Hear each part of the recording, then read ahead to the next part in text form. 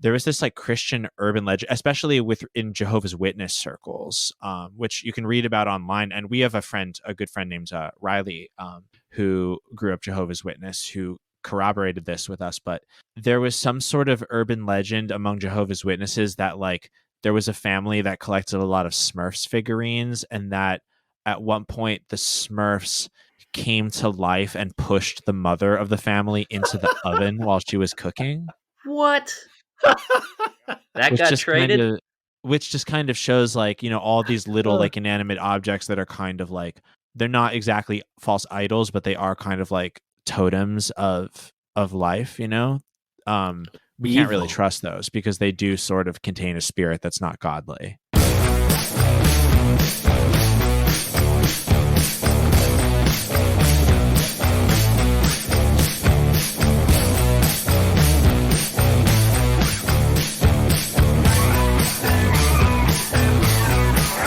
Hey everybody, we are back with another episode of Growing Up Christian. I'm Sam. I'm Casey. And Casey, this week I was something got me thinking about AOL, Instant Messenger. I think it's because Jill's grandmother still uses AOL for her email, despite it. I'm not sure what's up. Setting it up when it came with on a CD. Yeah, it still comes with a disc. Dude, her grandmother is. Look, I don't want to single her out, but it's very typical old person shit, right? Like AOL doesn't work like it used to, right? Probably doesn't have the same service that it once had. They probably have like a few tech people from another country barely making that thing stay afloat. But she could get a call about it and it'd be like, hey, sometimes it's been related to her email. Oh, we need this or that. Maybe your email's been compromised. We need your credit card number to whatever, make sure that everything's fine. She's fallen for the we need your credit card number trick a number of times. And it's so funny. Like, it's not, because then it's an ordeal, right? You have to go through and cancel credit cards and stuff. But there was one time where she got a call. I think I had to do with someone calling from quote unquote Microsoft. And they're like, they needed a credit card for something. And she was like, okay. And gave them the credit card numbers. And then they're like, oh, that one's not working. Do you have any others? And she gave him like 3 credit cards before they were like, all right, great, thanks. Before she ran out. And it was like, after that, she told my father-in-law when they went down to see, like, to have dinner with them. She's like, yeah, they called and said they needed, that was a scam. You gave them every credit card you had. So they had to like go through and cancel all of them. It's not funny, but it's awful. Funny. But anyway, AOL. Did they manage to like purchase anything or what? I don't think so. I think they were able to like get ahead of it, but it's old people are so susceptible to scams. They don't live in a generation where like we know no one will ever call and ask you for your credit card ever. It just won't happen. And if they do, it's because it's a scam, but they don't know that. They're like, they don't know anything about how the internet or their computers work. So they're just like, yeah, if it's broken, I got to pay someone to fix it. Right. So, but anyway, the only reason I started thinking about AOL Instant Messenger really was, you used Instant? I'm guessing who didn't use Instant Messenger? You used it, right? Just a little bit. Because you only had 3 friends at your Christian school to talk to. Right. When I went to Hillsdale, I used Instant Messenger for a minute. And it's funny, like when I went to Hillsdale, I had like reconnected with this guy that was like my friend in kindergarten and first grade. I hadn't talked to him forever. And, we chatted on there a little bit and stuff. And then I just 2 weeks ago, he messaged me out of the blue on Instagram. And really happened all over again. It's like 2 spontaneous reconnections in, that's funny. About every 15 years we're due.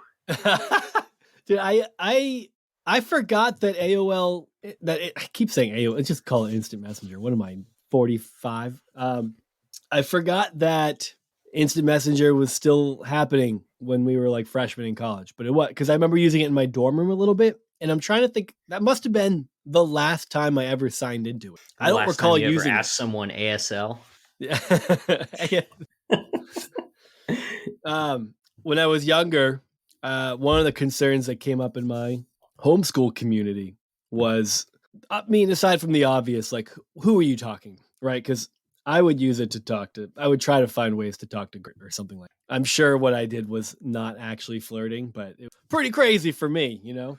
And I had a friend though whose parents were like the main concern they had was like it ruining their grammar. And I don't know if this one came up for you, but kids would spell like cool Kewl and shit, and or whatever. You would always try to find ways to do goofy ass spellings. And I just remember having a friend and another homeschooled friend, and that was the talk of like parents. This is bad. Like the kids are spelling stuff wrong. Like it's ruining their ability to talk. And I just find it funny that we're having similar conversations now. I mean, with social media, but that was definitely the least of all concerns with instant messaging, was whether or not you spelled cool COOL or KEW. Like that's a very scene kid move. You know what the worst was? Worse than like the deliberate misspelling was when people would put an asterisk and then like describe what they're supposedly doing right now. Yeah, It'd be like asterisk and it'd be like giggled sheepishly into palms. Because we didn't have GIFs back then, dude. Now you just like put in the right GIF beforehand. You're like, you have to. That's the only way to explain what's going on. LOL doesn't cut it, dude. You're not laughing out loud. We know that. We know you're not laughing out loud. Asterisk tips fedora to the lady. Yeah. Do you still feel silly a little bit every time you type LOL? I think I've grown accustomed to like LOL and emojis are just punctuation to me now. I've fully degenerated. Yeah. I just feel weird about LOL sometimes. It just feels dated, but also I'll use it like when you and I are messaging. We've talked about this before, I think, in messaging, but you switch back and forth between haha and LOL, so you're not just constantly using the same one over and over again. Yeah, like, exactly. Sentence, haha, another sentence, LOL. Because two ha-has just makes you look like a fucking idiot. So you gotta use the LOL. But with people I don't know well, or like even my parents or something, like texting, it feels weird throwing in LOLs with maybe my parents or people I don't know very well. Even reaching out to people, right, to talk to on the podcast, you know, you might get a conversation going, like with Mike Valdez. Shout out, Mike, you're the best. You reach out in a very professional way, and then you hear back. And him and I were talking a lot before we got set up to do the episode, and it was like, and you felt comfortable using LOL with him? I got to the point where I did because we had messaged enough. But at first, I'm like, it's going to look like I'm trying to be too friendly. That's what I think it comes off as if you do it too soon. It comes off too friendly. And like, okay, guy. Like, have you guys talked enough now that you're to like the raffle stage? Yeah. I think we've talked enough now where we don't feel like we have to like each other's comment. That's one, right? Every time right before you respond, you just like heart their last message and then you go in for a new one. But now we don't have those all the time. So I think we've leveled up. That's big. You guys are progressing. All right.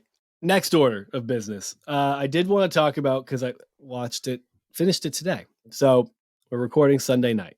Sunday day. This was a weird experience for me. It hasn't happened in a long time. My wife took my kids and our quote unquote foster daughter. I don't really know what to refer to her as because she's not technically her foster daughter. I think I've gotten to that before. She's over 18, but she's in high school. The girl you kidnapped. Yeah, exactly. Jill took her out to go like prom dress shopping, and my daughter got her ears pierced a little while ago. So she was going to bring her to get new earrings because we told her she could after she had those like studs in long enough. And then my son wanted to go. No one wants to hang out with dad. Everyone wants to just like, they'd rather be bored in the car for 3 hours with mom than spend the day with me. I guess that's how kids are.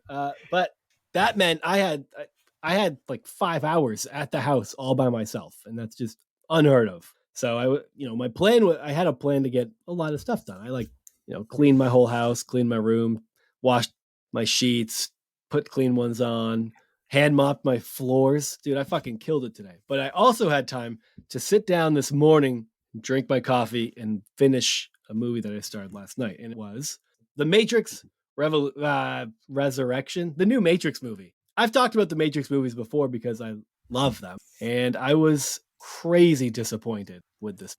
And I feel like it was amazing how little I heard about that movie when it came out. Yeah. I feel like some of the reviews I heard were like, it's pretty good. Maybe better than the last two.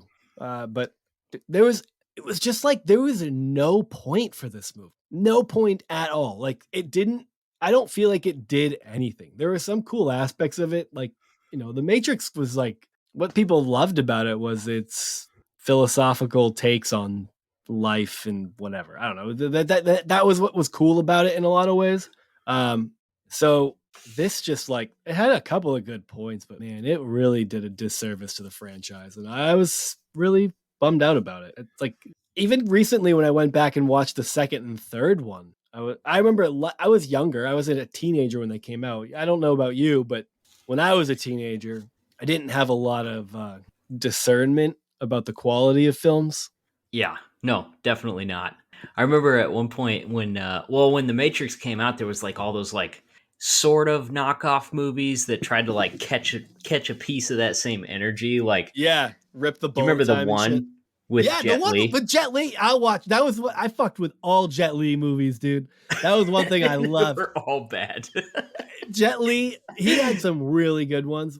The one was with who's the bald dude? Who's the action star who likes to do his own stunts? Jason Statham? Yeah. It was with him. I always hated that guy, but Jet Li made me like that movie enough to counteract my hatred of Jason Statham. What about Equilibrium? Did you ever see that?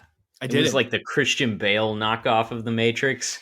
And the whole premise was that in the future, like the powers that be were able to like stop all wars and disagreement and stuff like that by making everyone take a pill that like suppressed their emotions. Yes, I did see that. That was pretty good. It was a little on the nose. A little bit, but I'll take it. What was that? Now circling back to Keanu Reeves, A Scanner Darkly, when he did that like animated. Oh yeah, movie. That was a dope movie. Oh, I don't even really remember the premise. That was drug related. Featured the most amazing actor Alex Jones. Did it really? Yeah, he's in it. I don't think I knew who Alex Jones was when I watched that movie. He kind of plays himself. Well, I wouldn't expect much from him. That's all I'd expect. Like his entire life was like role research for his role in A Scanner Darkly. Yeah. I'm surprised. And like he just got so deep into the role that like he couldn't pull himself out of it. And method acting his as character. Finest. Yeah, move over, spawned a whole career. Or Jared Leto. Fuck that guy. Can that guy just fall off a fucking... I hope one of his roles requires him to fall off a cliff and he does it. That's all. Yeah, you have strong feelings about Jared Leto. I fucking hate Jared Leto. He's so awful. He's been really good in some things, and then he's made a bunch of turds. Yeah, and he's also just like a piece of shit. But before I knew he was a piece of shit, I hated him. I don't know. He's just... I don't know if I've really seen him start to finish in anything. I just can't even stand him in ads. Oh, it's like Requiem for a Dream is amazing movie. I actually never saw Requiem for. Oh, well, if you want to ruin your weekend, give that one a shot. It does that. There was a couple of years ago. There was like talk about how Jared Leto had like this weird small commune out in the desert. Yeah, he didn't he mail a used condom to someone? Wasn't that guy? Oh yeah, when he was getting into his role for the Joker in like the worst DC movie ever made. What a fucking loser. You know what? Look, I'm not going to throw shade at Daniel Day-Lewis, and I don't know what his style of method acting is, but he usually plays like characters that are probably somewhat bearable if he's going to pretend to be them in real life, like an old prospector or some shit like that. He just talks with a weird accent and pretends like he doesn't know what a fucking cell phone is. But Jared Leto, I gotta get into character and play the Joker. So he just whips his dick out. It's like, and like makes fun of people and is an asshole and throws shit at them. You're like, that's not, you don't have to do that to be a good actor. It's called acting for a reason, right? You don't have to like be it to do it good. Yeah, he literally could have just snorted a couple Xanax and spent a weekend with the Island Boys. He would have been there. Exactly. Honestly, now that you bring it up, I vote for the Island Boys as the next Joker duo. Yeah, maybe the Joker was their inspiration. Switch in and out like Mary-Kate and Ashley Olsen. Like one of my new favorite ways to like annoy April is to like just randomly put on the Island Boys. You know that one song that they do where they're like, Island Boy. I'm gonna be like Island Boy. You're great. I guess to bring this to a close, when I watched the second and third one later, I was like, okay, I can see why people shit on these a bit. It was a lot of footage for not a lot of pay. It's probably like 6 hours, between 5 and 6 hours of film that made the final cut. That was probably like a good 2.5 hour movie if they didn't want to milk it for doing 2 sequels or whatever. But either way, it sucks. I'm still a huge Matrix fan. I love the concept. I really do think it spoke to me in a lot of ways as a kid. But I don't know. You felt the same way about Pirates of the Caribbean, though, right? Nope, I didn't. But if you want to talk about another franchise that I loved, that isn't something to brag about, and that does not. It's probably. Not even probably. It's definitely not close to the same caliber as the original Matrix, but the Underworld first. Oh boy, do I love the. Oh yeah, that was the first one. The first one's really good. The subsequent ones were fun to watch in high school. It was like Saw. Like, I know what they are. I know that when you make 8 of them, it's not as good, but I'm still along for the. And I'm still on that ride with the Matrix. When they come out with the Matrix 12, I'll go see it. I'd rather see it be a TV series, like reboot it, make it cool, do like a high budget like TV series where you can get good actors and make something like make it fun again. Make the Matrix fun again. It was up its own ass in this new one, and it wasn't very action packed. It's like we already got so much of the philosophy and the ideas. Like to skip out on any good action 20 plus years after the original comes out felt like a big waste. Yeah, it's tough to watch movies anymore. I feel like I just feel like I don't have patience for them. Yeah, because there's not much. Like, how much could happen? It's a 2-hour thing. You're used to watching these like giant series that you're talking about 10 hours of storyline and stuff like that, and 8 subsequent seasons. Yeah, I know, absolutely. It's hard to get into movies. Yeah, I'm mostly a series guy. I think I watch, if it's not a kids movie that I'm watching with the family, I maybe watch one movie a year. And definitely The Matrix 4 was the first one I've seen since January. Moving on, there is something that we can actually talk about that's not useless, though I'm sure we'll make the take on it seem fairly useless. There was, I think it was actually today that we're recording this afternoon, a mass shooting in Buffalo, another mass shooting. So congratulations, America. I think we're up to 190 something so far. I don't know. I was looking for the number and I can't find it. I think it's 190 something so far. It's a bunch. It's more than is comfortable. But this one's notable because it was an intentionally ultra racist thing to do. Like, this 18-year-old kid found he found a zip code with the highest black population in driving distance, and that's where he decided to go and shoot a bunch of people. And he had anytime a manifesto is involved with a mass shooting, shit's not going to end well. But yeah, he killed like 10 people, injured 3 others, and it was very much intentionally targeting the black community. From what I read this morning, it looked like this kid was saying this was in retaliation for the what was it, like a vehicle? I don't even know what to call it. The guy who crashed his SUV into the crowd of people at the parade in Waukesha, Wisconsin. Oh, really? That's what he claimed it was. To do with it. Apparently, like, he scrawled the names of the people that died in that situation on his rifle along with the N-word. Oh God! I mean, that's what I read this morning. I'm sorry, I should have this in front of me as we're talking I don't about really. Here, but it's mind-boggling to me. I mean, it shouldn't be. It should not be mind-boggling at this point. It's happening frequently, but I guess when it's this on the nose, it is kind of. I feel like it is hard to wrap my mind around, and I know I'm sure black people out there are just like, it's not hard to wrap your mind around. You're only saying that because you're white. I mean, it's an especially insane version of it. You rarely encounter a level of hate like that culminates to something like that. So to see, I mean, one of the things that he I guess talked about in his manifesto was, and it was a fringe idea, but it's becoming a more popular talking point amongst certain areas of the far right. And it's like the quote unquote white genocide. or Yeah. replacement theory, which is like, The great replacement. yeah. Now, Tucker Carlson also talks about this because he's a fucking white supremacist and Fox News still lets him just hang out on the air and pretend like he's not. It's weird. Tucker Carlson is popularizing plenty of great white supremacist takes. But yeah, I mean, the idea that like, I guess that white culture is being replaced by immigrant culture or something like that. As though, you know, what's also weird about that stance is growing up, I know, very racist, but I was convinced white people didn't have a culture. And that was a talking point amongst the right, which is the circle, of course, that I hung out in and grew up in. So when it would come up, it was just like, there's no white culture. We're just people doing our thing. And it was completely dead on us that there was something unique about the way we walked through life and experienced it.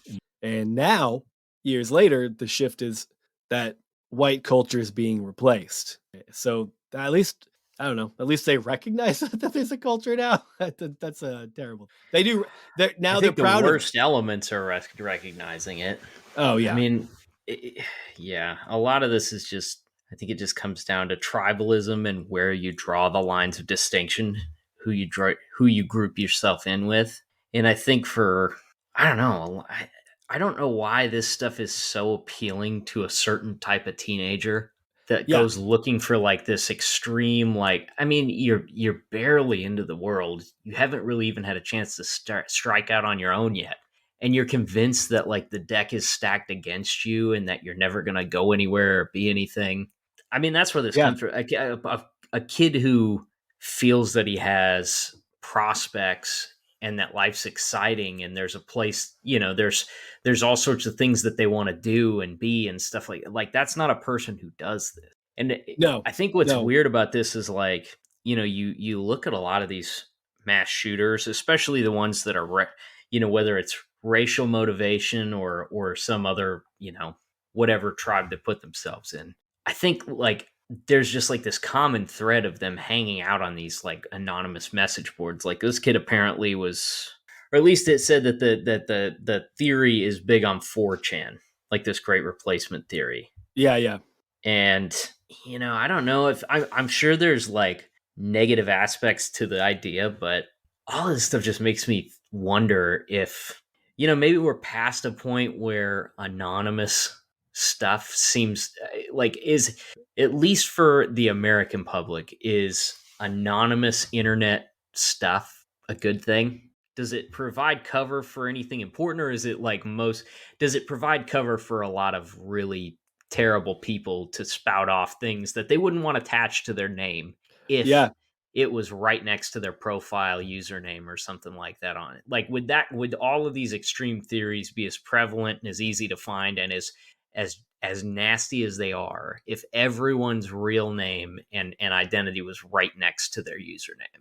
Oh yeah, dude.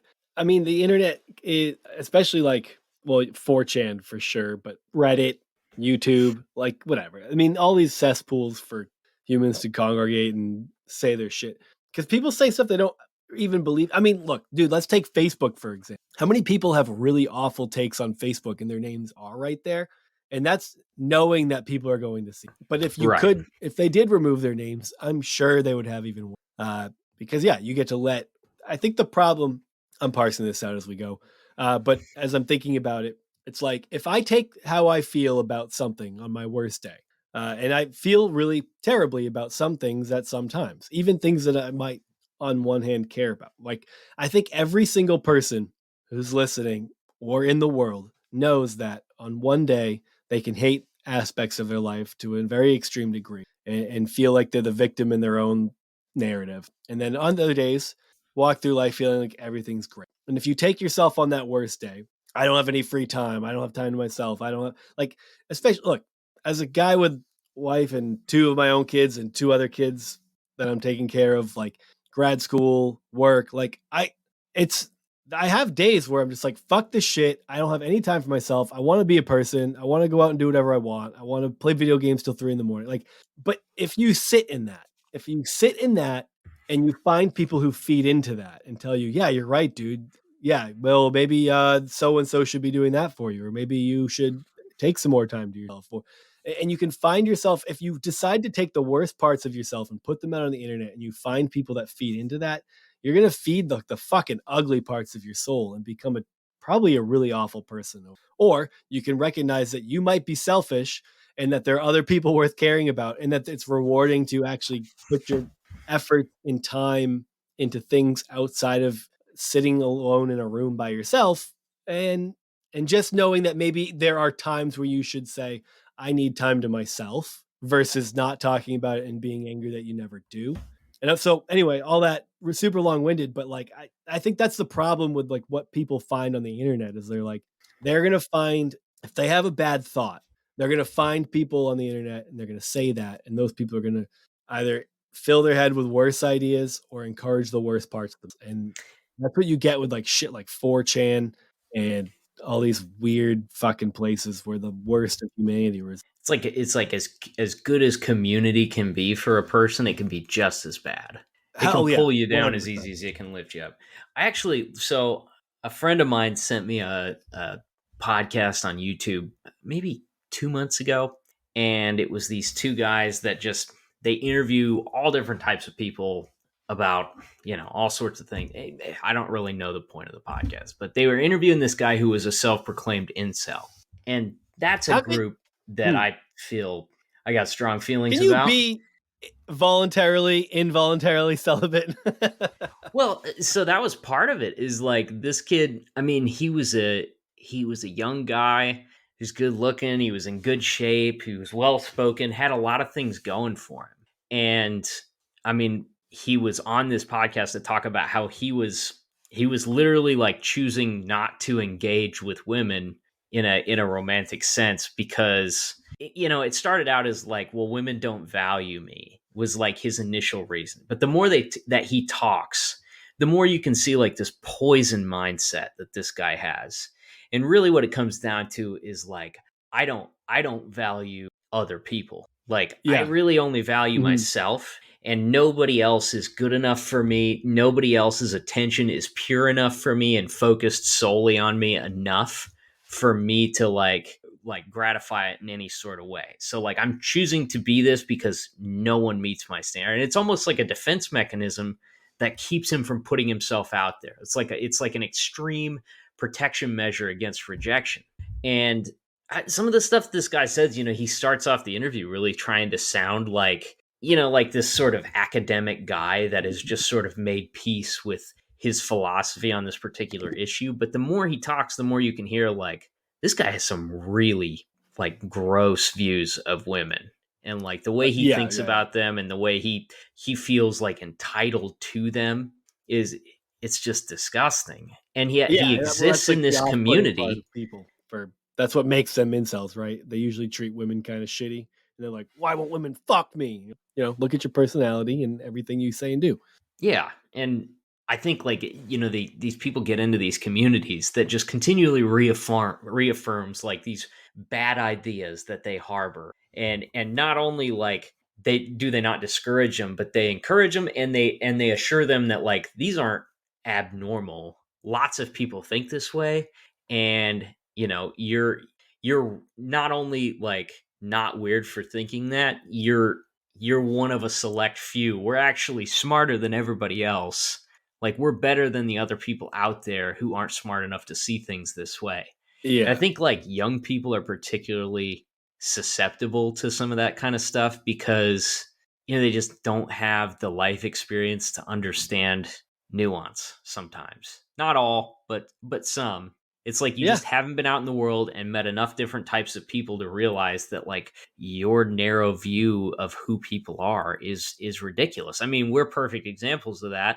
Yeah. How many bad ideas did we have about all sorts of different people groups, Yeah, absolutely. And I mean, especially with kids and, the world that we live in, I mean, it seems like the way that you can be on the internet and the way the internet functions progressed faster than any way you could handle it ethically or as a society, right? Like, I feel like we're like 5, 6, 7, 8 years behind progress all the time as a society. Like, as always, we're behind technology. You have technological advancements, and it takes a while for people to figure out how to do it. So anytime which is what, of course, so many movies are based on, right? Oh, this is great, AI, and then it fucks us over because we don't handle it. But I think there's truth to the premises of like, anytime there is a technological advancement, you don't see the downsides of it. You don't see how we're going to have to handle it as a society and set up parameters. And I mean, I guess circling back to your original point of is anonymity on the internet, is using a username or a screen name, like, does that serve any purpose other than to be objectively more awful without being held accountable? I don't know. Probably does. It does, I'm sure, for a lot of people. Like I'm sure there's a lot of like marginalized people who would make the argument that like, hey, this has allowed me to talk about things that I wouldn't be comfortable talking about. Yes. But you just, that's true. Sometimes you can't help but wonder, like, does the bad outweigh the good on this thing? And then what can you do about it? Yeah, I mean, all we have is questions. We don't have answers here. That's not our MO. Shouldn't the FBI be doing like keyword searches in people's manifesto? Like, if people post a manifesto, like, shouldn't the FBI be like combing that for, well, any mention of shoe bombs or? I think this kid got picked up like a year ago, is what I was reading, because he said some weird shit at school that was concerning. Oh, but then he goes and buys a gun and nothing shows up on his background. Like, that's the other thing. It's like, look, I don't care if you're 17 years old. If you say some really weird shit at school that people, to the point where like you're under watch, people are looking at you because you said some fucked up shit, probably really racist shit, knowing where he ended up maybe a year later. It's like, I don't know, maybe background checks should pick up on more information. I'm not sure how that works. I think that just checks for crimes, but maybe it should check for other things. But then is that an invasion of privacy? And then people get like all bent out of shape about whether or not you can't do something because you have too many speeding tickets or something. Maybe if you're 18 years old and you want to buy a hunting rifle to go deer hunting, fine. Maybe you shouldn't be able to go buy a pistol or an AR-15. Yeah. I don't know. Maybe we should wait on that until somebody's like, maybe ready to drink or something, I know, because I'd rather people be using guns while they're drinking. I don't even know if he bought it legally, but he did. He did, because the guy who sold it to him was like, oh my God, I can't believe it. I mean, I feel awful. I don't think I did anything wrong, but I still feel bad. I don't know. As soon as someone's like throwing out, I don't think I did anything wrong, you're like, we should probably look into this further. He's literally like licking his fingers because the dude's bills are sticking together like while he's talking. I know. It's sad, man. It's just, I don't know. Yeah. It's awful. How do you even respond to this kind of thing anymore? It's like, there's like the whole separate problem of like, tomorrow there's something new in Ukraine and, all the headlines are different and stuff. I don't know. It's just hard to even know what to do with this stuff anymore. It's awful. And I mean, we're even past people.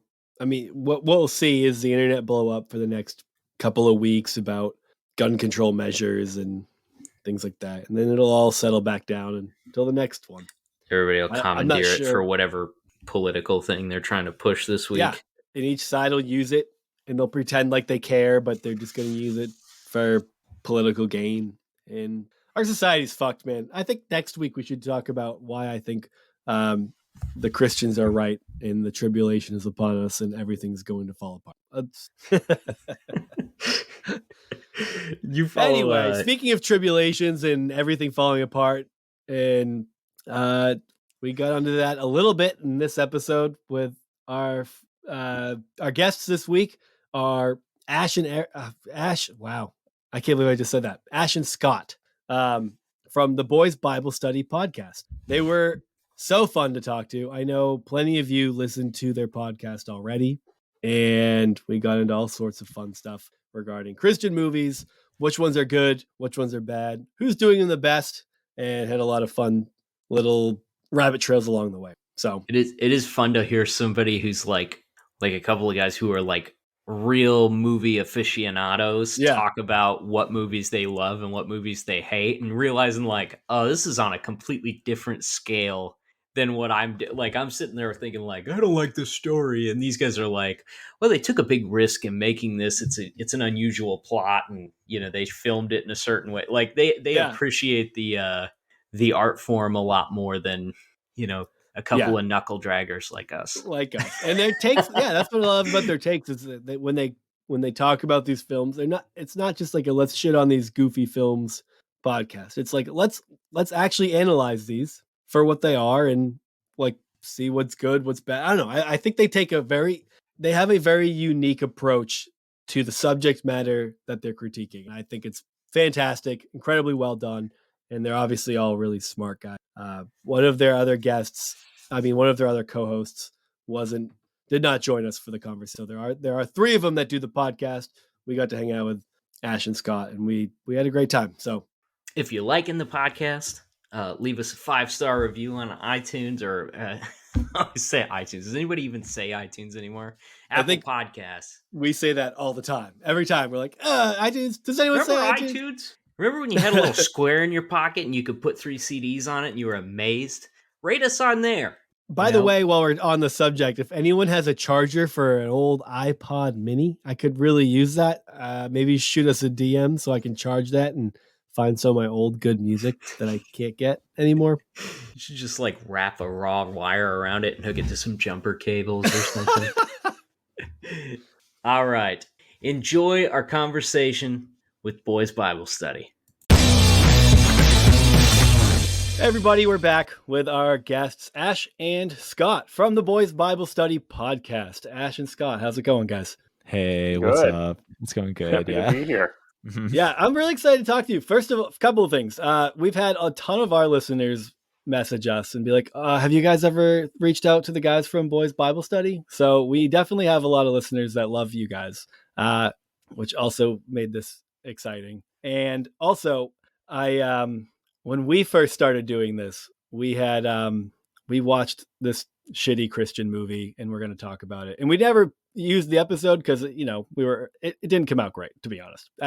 That's why. But then it was right after that I got introduced to you guys and what you guys are doing. And I was like, oh my God, you guys are doing this so well that we decided to never revisit the topic. Thank you. I mean, that I'm really glad you think we're doing it well. But yeah, I mean, we love shitty Christian movies. That's our lifeblood. That's what made us friends in the first place. Sort of. I mean, there's a lot of stuff, but that was part of it. Just bonding over bad Christian movies. That was a big part of it, I will say. Yeah. Before we go ahead and get into like how that whole thing started, because I'm definitely curious about it, but why don't you guys go ahead and kind of give like an idea of who you are and how you grew up? I don't know if you can take us away, Ash. Yeah. Thanks. Yes, I am Ash. I do the Boys Bible Study podcast with Scott, who's on the show, also our co-host Julian. And yeah, I mean, we've been doing the show for about 2 years. As you said, we focus on Christian films, Christian film review, and also just like outsider film review in general. I mean, to answer your question of how I grew up, especially considering, like the topic of your show, but I grew up Lutheran. That was the denomination I was raised in, with regards to my like early religious background. And I grew up in Bethlehem, Pennsylvania. And I went to Holy Cross Lutheran Church there, and that was where I attended church through my childhood. Lutheran. How many Holy Cross schools and churches do you think are in this country? That's a really good question. There's got to be like 2 or 3, like other than town. Yeah. It's like First Baptist Church, I guess. Yeah, right. Yeah, come on, you can't all be first. Like, it doesn't really make any sense to me. But right. I grew up Lutheran. Although my family wasn't particularly conservative politically, sometimes people associate like conservative politics with like being very religious. But in my case, my family wasn't quite. However, we were a very religious family. I took Christianity extremely seriously growing up, and it was like a big metric by which I measured my own like moral code and conduct. So I took it really, really seriously. And obviously, like many people, kind of weaved in and out of my personal relationship with it. I now do at this point in my life identify as a Christian. However, obviously, it's gone through a big journey during that time. Sure. And that lingering interest in religion is what led me to think about it with Scott and Julian every single week for 2 weeks. It's just perpetually fascinating to me. Yeah. It's funny because I remember meeting. So I've had your classic evangelical upbringing, non-denominational. the best evangelicals, if you ask me. And I feel like anyone who was like affiliated with a denomination, like a mainline Protestant, I was so skeptical of. So if I had met you when I was in high school, you would have had to convince me that you were serious about your faith. Wow. Yeah. Fair, honestly. Like, I appreciate being held to a standard, I think at my church we viewed Lutherans as like diet Catholic. Yes. Well, I mean, it's true. Like Lutherans, Scott and I were just talking about this, but like, not that I've been to every Lutheran, congregation. I'm not really an expert on all the denominations, but I do feel like Lutheranism is very no frills. It's a pretty soundly like scriptural, like service and everything, but it's just like, it's kind of basic. You nail through the points. It's like a PowerPoint presentation. Like you get through all the points and you're done, and you can kind of come as you are. And usually the choir isn't very good. There's not like, I mean, if your church is like, huge, I guess maybe, but like all the churches I've been to, very like amateur, nice, very sincere, but not a lot of like caliber put into the presentation the way that like, I know Scott, like you described, like that, like the music was pretty big in your, church growing up. Not so was much. part of a Beatles cover band. Hey. Oh, there we go. I was also in non-denominational, aka evangelical, and also would have been skeptical of anyone who was part of any named denomination. Yeah, isn't that so funny? Like to be so convinced that you're right when you have no actual grounding is so funny. Yeah. You're like, we made this up. Like we literally could have come up with whatever it is that we do. It's like not rooted in any tradition or historicity, but they'll convince you that that they are the epitome of historic Christianity and that they're the ones truly going back to how things have always been. I think it's so funny. Absolutely. My church was the most Bible-based one in the world. So based? Probably. Yeah. Based and Bible-based. Yeah. I still don't know how to use that word right. That's how my church viewed themselves too. And we also spent a lot of time, like there was at least like a 3 or 4 sermon series every year on like why everyone else is wrong. Like we definitely hit on Lutherans, we hit on Pentecostals, and then I don't know that we really regarded like non-denominational stuff as much. Like they really focused on like the I think we viewed you guys as like the bag cereal at the supermarket. Because you were Southern Baptist. It's like, it tastes like us, but it doesn't have the fancy box, Okay. What church was this? Mine was like a Baptist church. It was like a First Baptist church sort of thing. Very conservative. It's interesting. You said that your family they didn't really lean heavily conservative. Did that become a problem as time went on? Because I feel like it's gotten to a point now where it's hard to separate the two in some parts of the country. That might be so. If I can interject real quick, Ash. You and I were talking about this the other day, but my grandma was also Lutheran, still is, when I was growing up, and I think it was similar to Ash's situation, where they're pretty chill, and so like even though like technically they're conservative, it's really more just about like community gathering week after week. That's nice, though. Like that feels a lot better than talking about abortion every week from the pulpit. Right. And my grandma and grandpa are definitely more left-leaning than my parents are, and that wasn't really against their church. I mean, I remember every once in a while, I don't remember the church being very political from the pulpit like mine growing up in that one Lutheran congregation. I do remember like a guy going up there and being like, we got to get the kids into our preschool because if the other ones, they're going to tell them, men came from monkeys. And we all know that's not what happened. I mean, fair, like. So they hit some of the classes. Well, yeah, exactly. But yeah, that was like one of the only times I can specifically remember, I guess a more conservative Christian just view of things.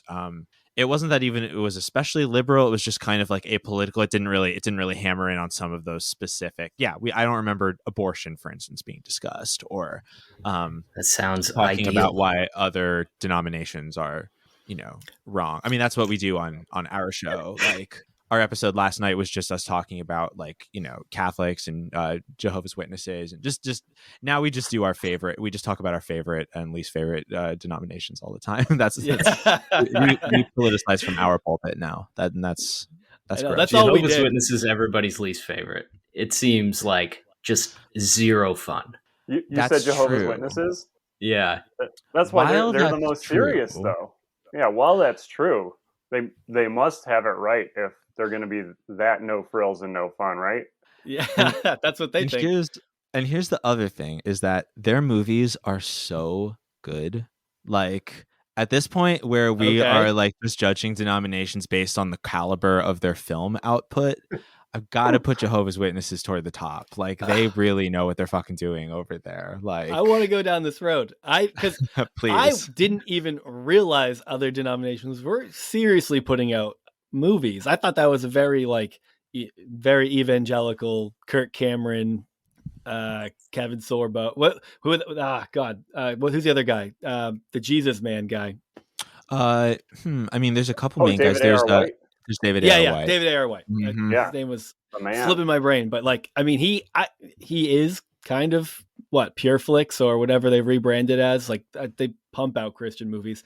Like, I just thought it was a very evangelical thing. So let's start with what denominations really have like a solid film base. JW.org. Yeah. Love them. Go there right now. If you're listening, I want you to press pause on this podcast. I want you to go to your computer browser and type in jw.org. You can download them all for free. Like, you can't lose. And you can watch them all for free there too. How the heck did they get that domain name? That's pretty good. Oh, yeah, that is true. jw.org. Yeah. I don't know. Yeah, We're the must be on their side. of the internet. Yeah, it's just another sign that they're the right religion. I know. They're the right denomination. Well, I've heard, I guess, that like their media production wing is like they put a lot of emphasis on that. That's like a big part of their outreach, like their centralized outreach strategy, aside from the door knocking and whatnot. But I think they seem to like pull a lot of funding from each individual church, Yeah, dedicated specifically toward media, yeah. Yeah, and they keep their output limited too, so ratio-wise, they're definitely the best of any of the subgenres that we cover, subgenres. Like, it's very thought out. Like, I would compare them to any of the more the denominations of religion in general that people consider a little more like for lack of a better word, like fascist, I guess, like ones that come from a very like specific power point of control over the congregation and over the output. Like, they have like oversight over everything. They usually make really good stuff, or at least have a really centralized point of view, because clearly there's this like huge emphasis on aesthetics and everyone being in line. And like, Mormons are great at that, of course. Jehovah's Witnesses are great at that. Scientologists, I mean, their stuff is like pretty batshit, but it definitely comes from like a honed in like aesthetic point of view. So I gotta hand it to them as well. They're making Jehovah's Witnesses, movies for the Scientologists. Yeah, for entertainment. Same way, they have their streaming channel. They have that one like satellite streaming channel. I watched it for a couple hours with a friend one time, and it was pretty depressing. That was like years ago. But I mean, we live in LA. I mean, the Scientology buildings are everywhere. There's a huge like Scientology media productions like complex that is just down Sunset Boulevard that I pass like every day. So, they're doing their thing. You would think that theirs would be good. They have all these industry insiders. I know, right? Yeah, does Tom Cruise or Travolta show up in any of them? That's the thing. They're so inside that they just get their guys into the actual Hollywood movies. Right. Yeah. Okay, that's fair. So they don't need their own separate thing. So they're not making these films. It's like they're not hitting theater. They're not like making Scientology films that are hitting theaters like, God's Not Dead did. It was select theaters, I think. It was Battlefield Earth, right? That was the John Travolta one that was supposed to be like the epic story of whatever aliens that birthed the human race or something like that, wasn't it? Yeah, that one's amazing. Big recommend for Battlefield Earth. Love that movie. Oh my God. Fond memories of watching that at Scott's house like 6 years ago, stoned out of my mind and being like, this is in my top 20 of all time. Like, this is just a fantastic film. But that's supposed to be based on Scientology or that story? Yeah. Yeah, I believe I so. did not know that. I had no idea. I don't know things, I guess. I feel It's like I missed something it's like big. the one with John Travolta, and he's got the special effects makeup, wrinkly forehead. Yeah. I've watched a bunch of clips I'm adding from it to it, the but I've list. never actually watched it. I like it a lot. I think it's worth watching. We might even cover it one day on our show, although we focus on Christian stuff. But yeah, the Jehovah's Witnesses, if you spend some time watching their films, like you'll just be really impressed with how competently produced they are. And not everyone would find them the most exciting films. Like you definitely have to have a mature palate, let's say. But there's just peppered with unbelievable moments. They have like a gay character and they like won't show his face for some reason. It's like very eerie. What? And Is he like Wilson on Home Improvement? He's like always behind a fence. I mean, you joke, but that's kind of what it is. Like the 2 or 3 times he pops up, and touches like that, and the fact that there's never any credits on the movies, never any credits. Just Watchtower. Right. All the glory to Xenu or whatever. Oh my God, exactly. that's hilarious. All the glory to Watchtower. So that's why we can't help but be like devil's advocate for the Jehovah's Witnesses. Like every time we come up, we have to be like well, actually, we like kind of stand them is what I'm trying to say. Yeah, the first modern movie of theirs, I was like, who the fuck directed this? I have to find out right away and watch everything they've made, and never found out. Still don't know. No. Years ago. It's like a Neil Breen. It's not on IMDb? No, not at all. Wait, you brought up Neil Breen because we're obviously huge fans of his. Oh. Yeah. Did you we're buddies now. Yeah. Oh my God, we love him. I love Neil Breen. Incredible filmmaker. Yeah. That's a hard one to get other people into because you describe it and it sounds horrible and they don't want to see it. Like, no, right. you have to watch like Double Down. So good. Oh my gosh, absolutely. No, I feel like we haven't talked about him a ton recently, but I feel like in the first year of our show, Scott, like we kept bringing him up like every episode, just as an example of someone who is like basically right now that like Tommy Wiseau's opus is well behind him. Like Neil Breen is the person now who's like the preeminent living active like outsider filmmaker. Like C-Tom is perhaps passed away. We don't 100% know for sure. Tommy Wiseau, we'll see if he has another film in him. I don't know, but like Neil Breen is here to stay. Like he's the real really deal. Ass. Yes, he's kind of a religious filmmaker too. He just kind of makes up his own religion for every movie.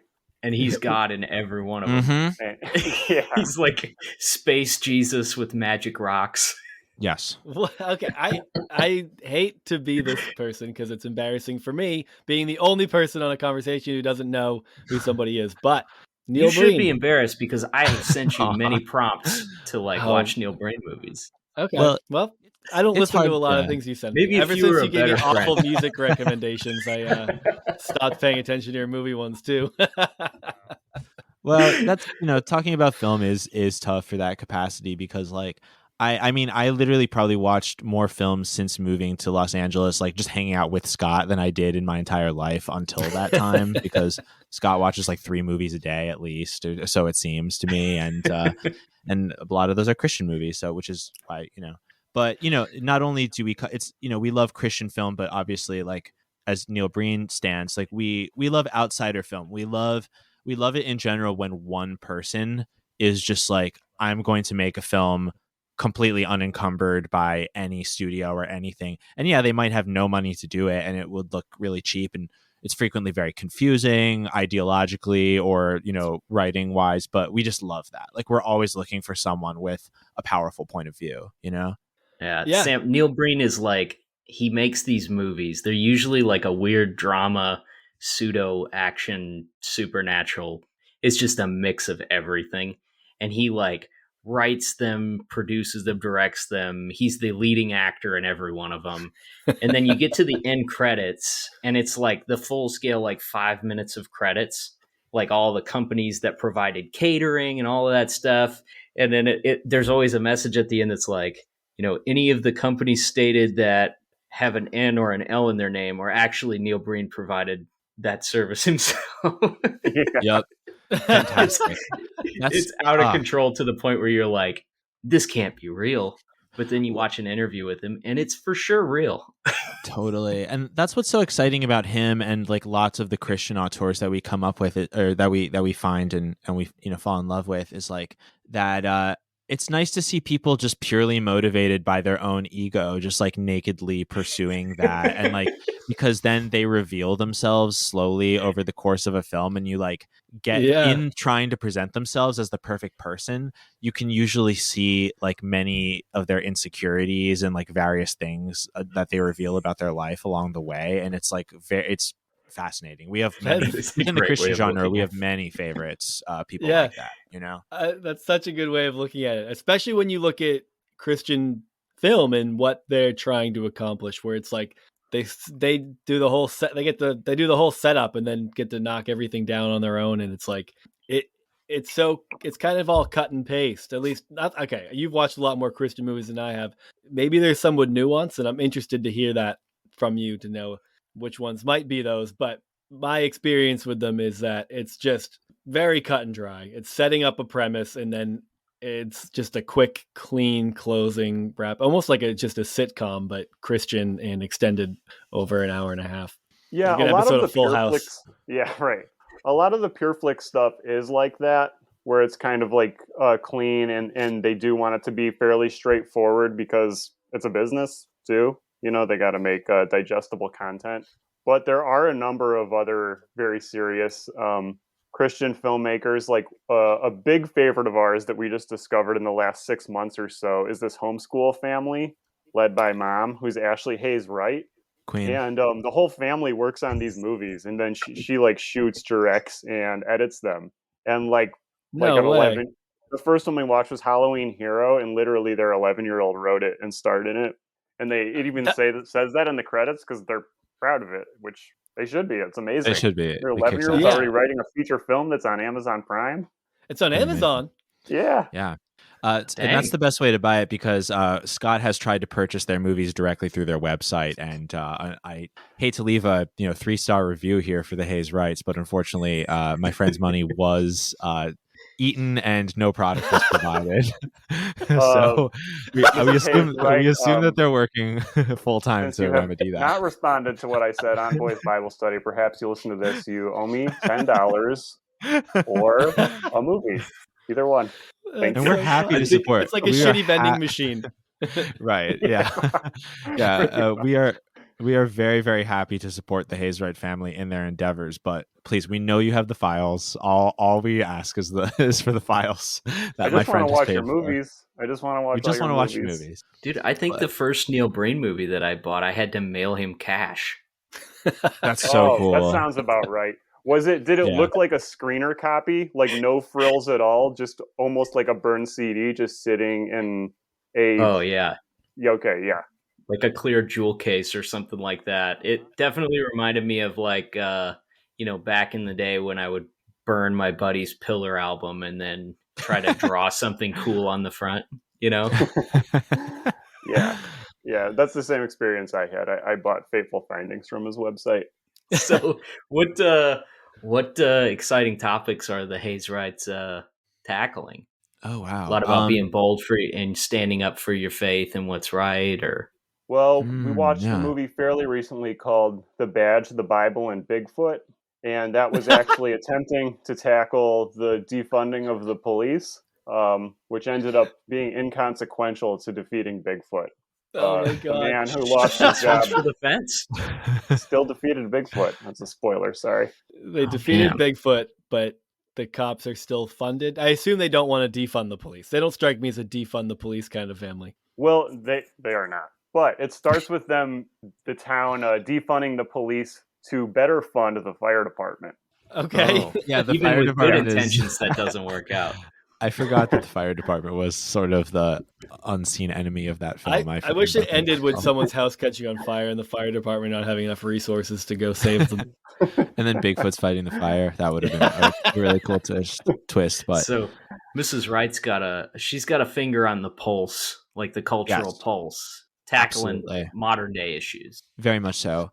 Halloween Hero was very like, it was about basically like a kid who is like sort of perfect and innocent. In this case, this was their 11-year-old daughter who, as we said, wrote the movie and starred, like a kid who's perfect and innocent, basically orphaned, and her innocence like changes the life of this man who's a widower.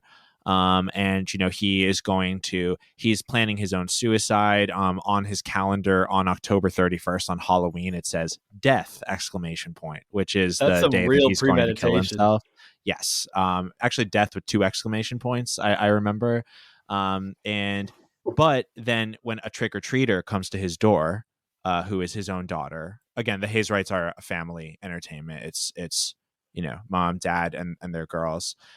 When the young girl comes to his door trick-or-treating and he finds out that she doesn't have anyone, he sort of adopts her, and that brings meaning to his life. So it's about family. Did they So show it's him about like taking family. the shotgun barrel out of his mouth when she rang the doorbell? Like, "Oh, dang kids." He is. What were you going to say, Scott? I was going to say, one of the funny things with that is that anytime it shows him pointing the gun at himself, and it's in a way where you're like, I don't condone suicide, but you will only maim yourself that way. Like he's always just like pointing at his stomach or like his shoulder or like something where you're like, you at best you will slowly bleed out. You will. Oh my This God. sounds more like a cry for help. Not good. Yeah. but yeah, so their films really run the gamut, and they produce a lot. Like they have so much that we haven't watched, like for the show or for ourselves. And I think it's very exciting. Like here's a new voice in outsider Christian cinema that's like active and like seems to be really excited to produce stuff. And so we gotta love it. Like that, she's definitely Ashley Hayes Wright, definitely our biggest recommendation for 2022. Do you guys Great think the bar homeschooling is? job too. Do you guys think the bar is Naturally. like low? Like so? Okay, we've talked to a couple of filmmakers who have worked. Well, one of them worked on his first movie and was able to make it the entire thing. Brent Lydick made a movie called Spirit Quest. I don't know if you're familiar with Spirit Quest, but you can get that on Amazon. You can stream that on Amazon. And then Tyler Eaton is working on a movie called Mysterious Ways. He just got that. He crowdfunded that, so that's just starting production. That episode has not come out yet. It might by the time this one. Anyway, either way, he talking to them about what it was like to make a movie on a micro budget or about to make a movie on a micro budget, and then what it looks like, to maybe try to shop that film, right? Enter into festivals. And one of the things that we talked to Tyler about was how, 20 years ago, if you entered into like right now, if you try to enter your film into like a Sundance Film Fest like that, it has like at least 20 times more entries now than it did 15 years ago, because it's a little bit more accessible to make a movie on a micro budget. And that's great in a lot of ways, but also increases competition. So when you look at people trying to make film in that way, not sticking to a Christian genre and then trying to get that recognized and noticed, sounds like there's a high barrier. It's like low barrier to entry, but like really hard to get seen amongst the crowd. And it doesn't necessarily, from my perspective, seem to be the same way with Christian films. So you're talking about this new family coming up and make it like just churning out films with their family. They're probably working on a very low budget, but they're pushing their way into like that Christian market. Does it seem like that's, if you're a filmmaker, that pushing your way into that market is not difficult, or is there some difficulties getting into it that maybe I'm not aware of? I do think it's easier because it does seem to be more accepted with Christian filmmaking right now to not be with a proper distributor. And it's easier than ever to get your movie distributed, not necessarily seen, but like almost anybody could put their movie on Tubi, for example. And I think pretty much anybody could get their movie on Amazon Prime. As far as it getting out there is another thing. But I'm not entirely sure how it works with like the faith-based stuff and the algorithm. But it could just be what I'm generally watching. But a lot of low-budget Christian stuff ends up in my feed now. Like it's doing a lot of the lifting for me at this point, which is very nice. Yeah, I mean, I do think to this day with Christian films, even with a higher, what's the word, a more diluted market or whatever, there is still the attitude of like we want people to be making stuff. Like there is still this attitude of like we do still feel creatively marginalized by Hollywood, by who knows whomever, and so I do think that there is just that fire, like just having that sort of spark in your scene or in your genre to be like, we want people making new work because we want to show that there is something here. I think that does, it provides a sense of urgency that I think maybe not like if you're just trying to penetrate like the main I don't even know what the film world is nowadays, but it feels a little more urgent within the Christian genre.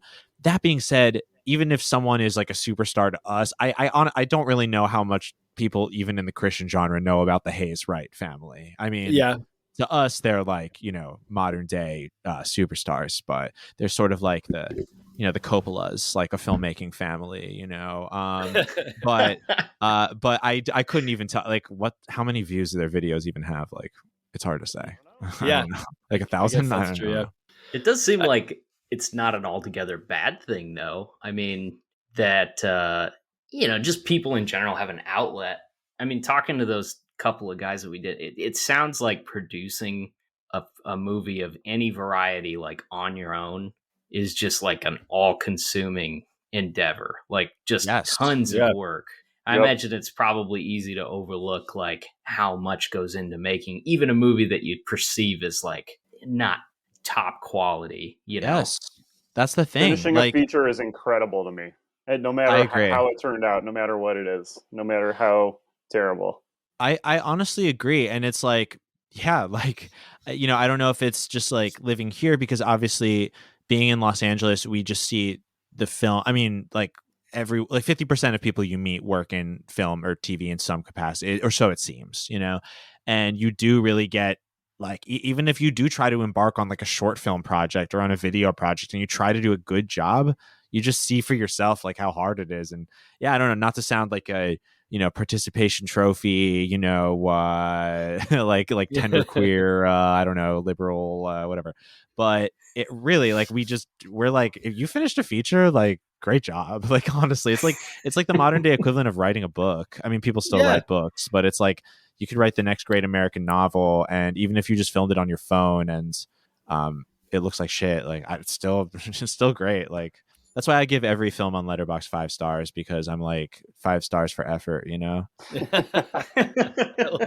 Very much appreciate that about your Letterboxd. Yeah. How did you guys like what drew you into paying attention to Christian film? What gravitated you towards it and wanting to make a podcast about it? I mean, I imagine it takes up a good bit of your lives at this point, so you have to love it. And I'm interested in what got you sucked in.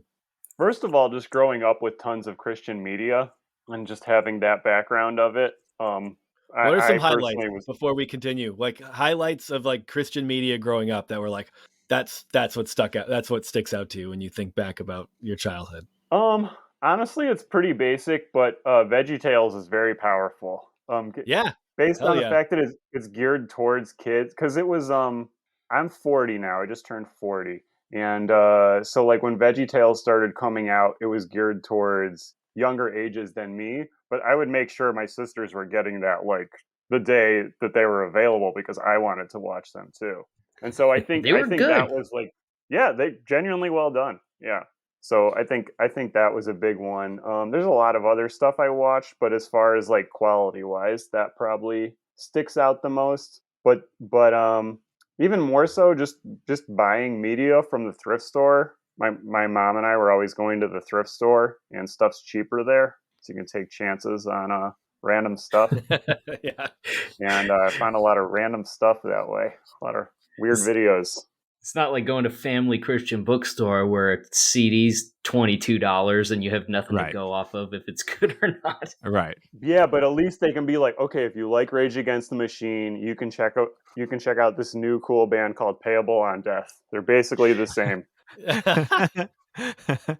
Well, and then like later in life too, because the reason I even met Scott in the first place is because of his work in Everything Is Terrible, because he was a member, like a founding member of that group. And no their whole way. thing was, still don't understand what I follow him on Instagram, and I still am like, what the fuck is this? What am I like? well, It's like we're on tour I now. love I'm like, it. what do you even? What is this tour? How does this work? well, not to out Scott, but that is a big. I mean, That's that's awesome. literally how we met, and I was just a huge fan of what they do. But you can explain that, Scott. Okay, yeah. So I was touring in, when was that? Like 2011.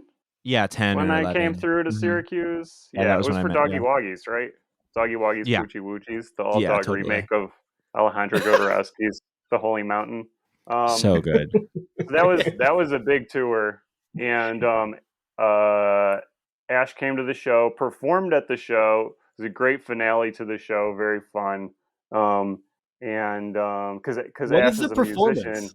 What is? I don't understand what's happening. I see the videos and they're like sporadic, and I love them, but I'm like, do they play video? It's a performance? Okay, The tour is a so performance? you see the videos that you see, how like hyper edited they are. Yeah. Imagine a bunch of those videos hyper edited together, so it's like hyper edited, and it'll be split up into like blocks, usually of like 10 minutes, and then there's a live performance in between with people playing different characters who have to do with videos that we've watched and edited before. It's like so a for variety example, show. Thing? It's like a meta it's variety not an show improv based thing. on It like, is written. Yeah, it Okay. is kind of a meta variety show. of all these characters, like they're filmmakers, they're like collage filmmakers, and their source material is like tens of thousands of like shitty VHS tapes that they've collected through the ages. And That's so much work. It's my ultimate comedy. Yeah, I love it. Yeah, and I've stopped working on it because, like you said, it is a lot of work. But yeah, continues on, of course. Those are all very close friends of ours, obviously. So Kids Club is the tour that just finished up, and it was a movie using all kids clips. Turned out great. Highly recommend it. It's so funny. Are insane. It's so funny. But sorry, I cut you off, Ash. So that's how you met Scott. Was you performed during one of those? Right. Yeah. And it just like sort of began like, their work really unlocked in me, like them and a lot of the people that we hang out with out here, the sort of scene we're in is, again, this kind of like outsider or forgotten media scene. Like that's probably the biggest umbrella term I can think of. It's like we just love to see the media that's below the surface. Like it's just more exciting to me. Like there's a whole pile, there's a whole, like, how all those like ET video games are buried in that mountain in New Mexico or something. It's like that, but for culture. It's like, here's this like mountain of like accumulated trash of everything that we've made through the ages. And it's like, why grab from the top? Why grab from now's trash when you can just reach your hand anywhere in the mountain and like pull out, something insane.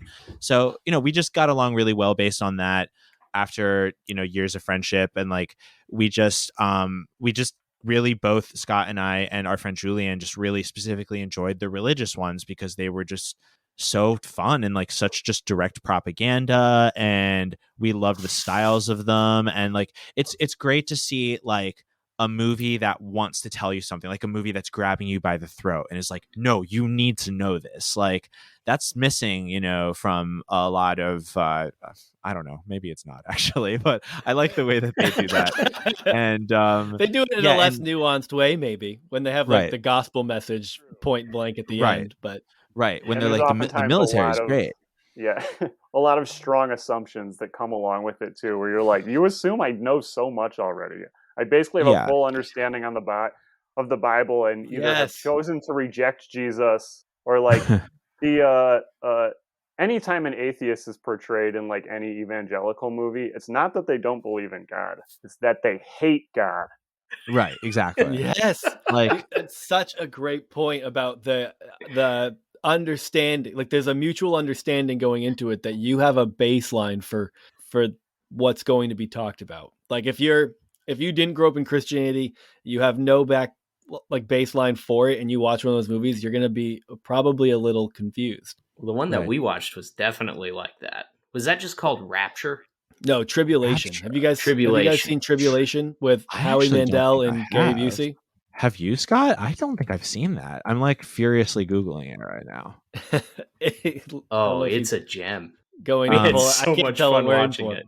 Yeah, no, that's oh wow, year 2000, great year. Y2K era Christian. I have to watch this. No, and that's what's so interesting is we've now done the show for 2 full years, and like every day I get a new recommendation Yes. from someone. Like it's like pretty remarkable. Oh well, there you go. Scott is displaying Theater of the Mind. Scott is went and grabbed his Tribulation VHS and is showing us on the screen. That's the Dude, one we tried loved to it. break down, and we just didn't do Yeah. it very well. But I want you guys to do it. I'm making a request here, and I'd love to. I want to hear you guys talk about this movie because there's so many. God damn, there's so many funny things. I prefer my Christian movies to be based on the rapture and around the tribulation. Totally. Because that's a Totally. good choice. There are a lot. Yeah, when I was a kid, there's one I can't. Okay, what I can't tell is if I'm like kind of creating some memories, and I'm mixing maybe some movies together that I had seen. Because when we sat down to watch Tribulation, I really wanted to watch it because I recalled it really like fucking with my head as a kid. Like I remember but then I watched it and was like, I don't think that's the movie that did it. And I don't know if the movie that quote unquote did it is real or if it's an amalgamation of things in my mind at this point. But the one that was Shaq the genie or was Yeah. the genie? Right, yeah. But the one that the thing that was stuck in my head was like there was the Antichrist and his demons that could just kind of possess people on cue. And I feel like people were running like I feel like Gary Busey was definitely the protagonist in this movie. So maybe I just need to look up old Gary Busey Christian movies. That's why I thought it was Tribulation. Either way, the antagonist would just like possess people. And then I rewatched The Matrix a little while ago and was like, am I mixing this whole Mr. Smith jumping into people's bodies with, I don't know. I can't wrap my mind around what I saw. Either way, watch Tribulation. And it was, but I just remember watching this movie and being in my bed and thinking like so much about demon possession that I was terrified that it could happen to me. And that if I said the wrong thing or like, I don't know, I just thought it could happen and then I'd just instantly be possessed. And it was terrifying. So I would like to find whatever movie it was that I was thinking of, but it could, Tribulation is part of a trilogy. Okay. So it could be Maybe still from. It could still be Gary Busey. Yeah. Is he in all three? I do not remember because I watched these a while ago. But there's Apocalypse, Apocalypse 2, Revelation, Apocalypse 3, which is Tribulation. Oh, there's a fourth, Apocalypse 4, Judgment. Cool. Yeah, I'll tune in for Judgment. Yeah, that one's with Mr. T. No kidding. I love Mr. T. Oh well.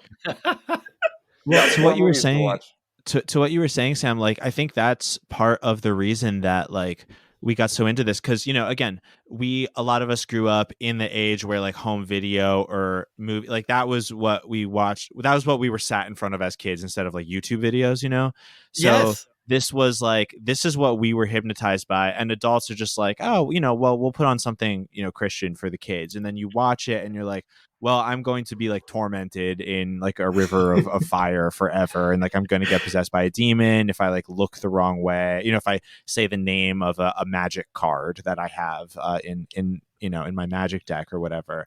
And then that's what's so amazing. And also to what you said about how the young mind like sort of combines things together. And it's like, then how much of this was in my memory or how much of this was just like a fear that I created? Like, I think that is definitely part of why we got into revisiting this stuff as adults, because it's just like cool to see like, now that we are adults, like we're like, okay, there were adults maybe our age making this, like and we know now a bit about film production. Like, this isn't just some like weird haunting memory. It's like a real thing. And it's very interesting just to see, did they know how much power they were having over kids? I don't even know if they did. I think that like little kids are just so I sure was. I mean, that's why I was like super into Christianity. Same. And I have a question for all of you along those lines. Yeah. How sure were all of you that you would be raptured by the age of like, I don't know, 22? I was really hoping so, but I wasn't. I was never completely convinced that I was gonna go up with everybody else. I had imposter syndrome for sure. Sure. I felt good about it. I felt pretty good about it. But then watching these movies about the end times those are the ones that fucked me up, because just from what my parents would tell me about it, and they're like, but it's okay because we're Christians and we're all going to be good. But then watching these movies where there's all those people who thought they were Christians that got left behind, and you're just like, shit, they thought they were serious. What happens if that's me? And it was like, that's what first planted in my mind that it's possible to think you're saved and not be. And I don't think I ever fully recovered from those feelings. Totally. Yeah, no, I mean, I remember like a Sunday school teacher, like I asked her, like, because my dad didn't really go to church with the rest of my family. And I asked her, like, does that mean my dad's going to hell if he doesn't come to church? And she was like, well, yes, And it was just like, jeez, damn. Thanks, Mrs. Johnson. Yeah, no, for real. But it's just like, yeah, that's the stuff like that. That's scary as a kid. Like it just is, Yeah. And I mean, we've talked about like, we've even had this. I remember, Scott, we did that episode on the, I wish we'd all been ready. What's the name of that song? Yeah, I wish we'd all been ready by ready. Yeah, and Larry just like Norman. apocalypse music. Yeah. And we were just talking about like, is it even really like ethical to like show this to your kids? Like I mean, I sort of think the answer is yes. Again, I am like a pretty devout Christian now in my adult life, but it's still just like, I mean, I don't know. Kids can be really, I mean, some kids just don't even care. They're like, who cares? Like, this is boring. This is not affecting me at all. But kids like me and Scott and perhaps the two of you, it's like, it really does something. It really unlocks something, Oh, there's people who have like real trauma forever from that, for sure. Even just from reading the Left Behind books and their parents being like, yeah, it's true, pretty much. Right. Which I did read. Did you guys read those? No, just watch the movies. See, I'm behind on the movies. Oh, yeah, they're great. Start a book club, boys book club. There we go. I feel like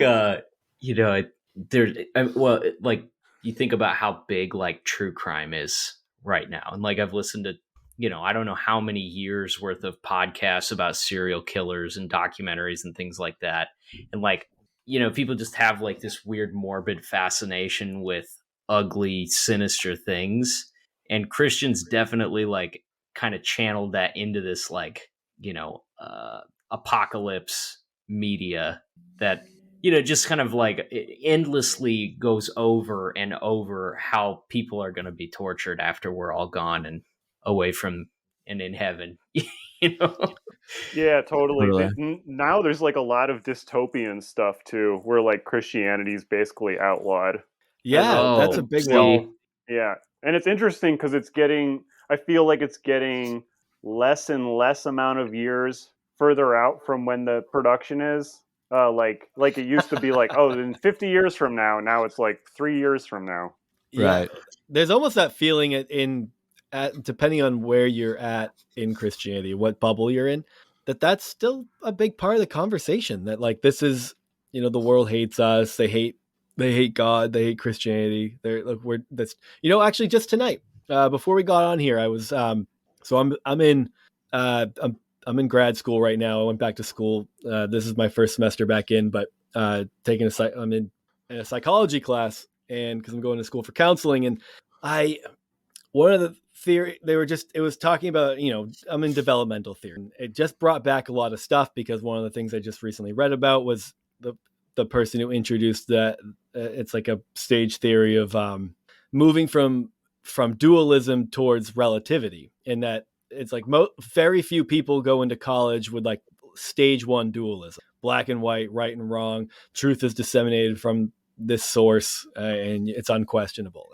And then as people mature in their experience and their exposure to the world, they become more relative, in that they subscribe to relativity in a sense. It's like there's a lot of conflicting beliefs. This one works for me, but I understand why some people have their beliefs, and it does make sense. It's not that and I'm just like, I just think it's so funny I was just thinking back on going to college being like, in my personal experience, dualism was the mindset. Like a strict level one, like stage one dualism was the mindset of a lot of people. And even if in college people changed it a little bit, that's still the mindset of a lot of the circles that exist that I came from. That maybe my parents and their peers, or It's in that I was given. I don't know if you guys watched the Francis Schaeffer videos when you were kids. How should we then live? But the whole thing so I was given those to watch, and the whole thing was basically about how secularism is the vehicle towards relativity, and once you believe in that everything's relative, then you're stripping away the truth, and everything's going to hell, and that's the inauguration of the end times. And it's just so funny to think about them planting themselves in a strict dualism when it and these people are in their 40s and 50s, and right. that really is like an early adolescent. That's like an adolescent mindset to have.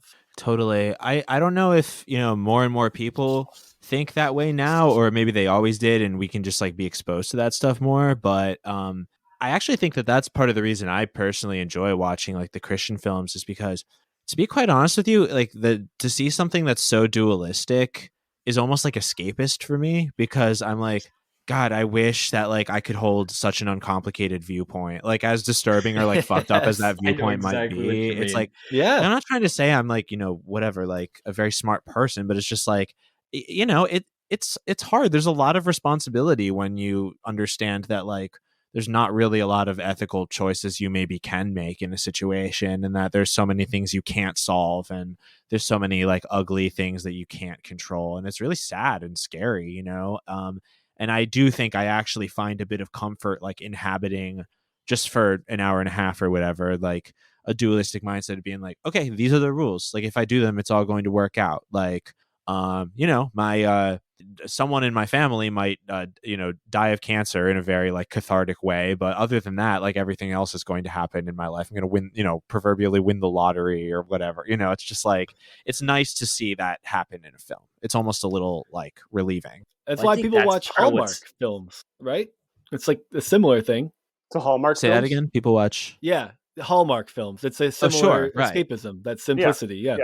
I think that's like a circular thing. Like it's a cycle where you take comfort in that like dualistic mindset when you're young, and then the older you get and the more life experience you have, the less realistic that seems, right? Because you just can't hide from the fact that things are just not clear cut in most cases.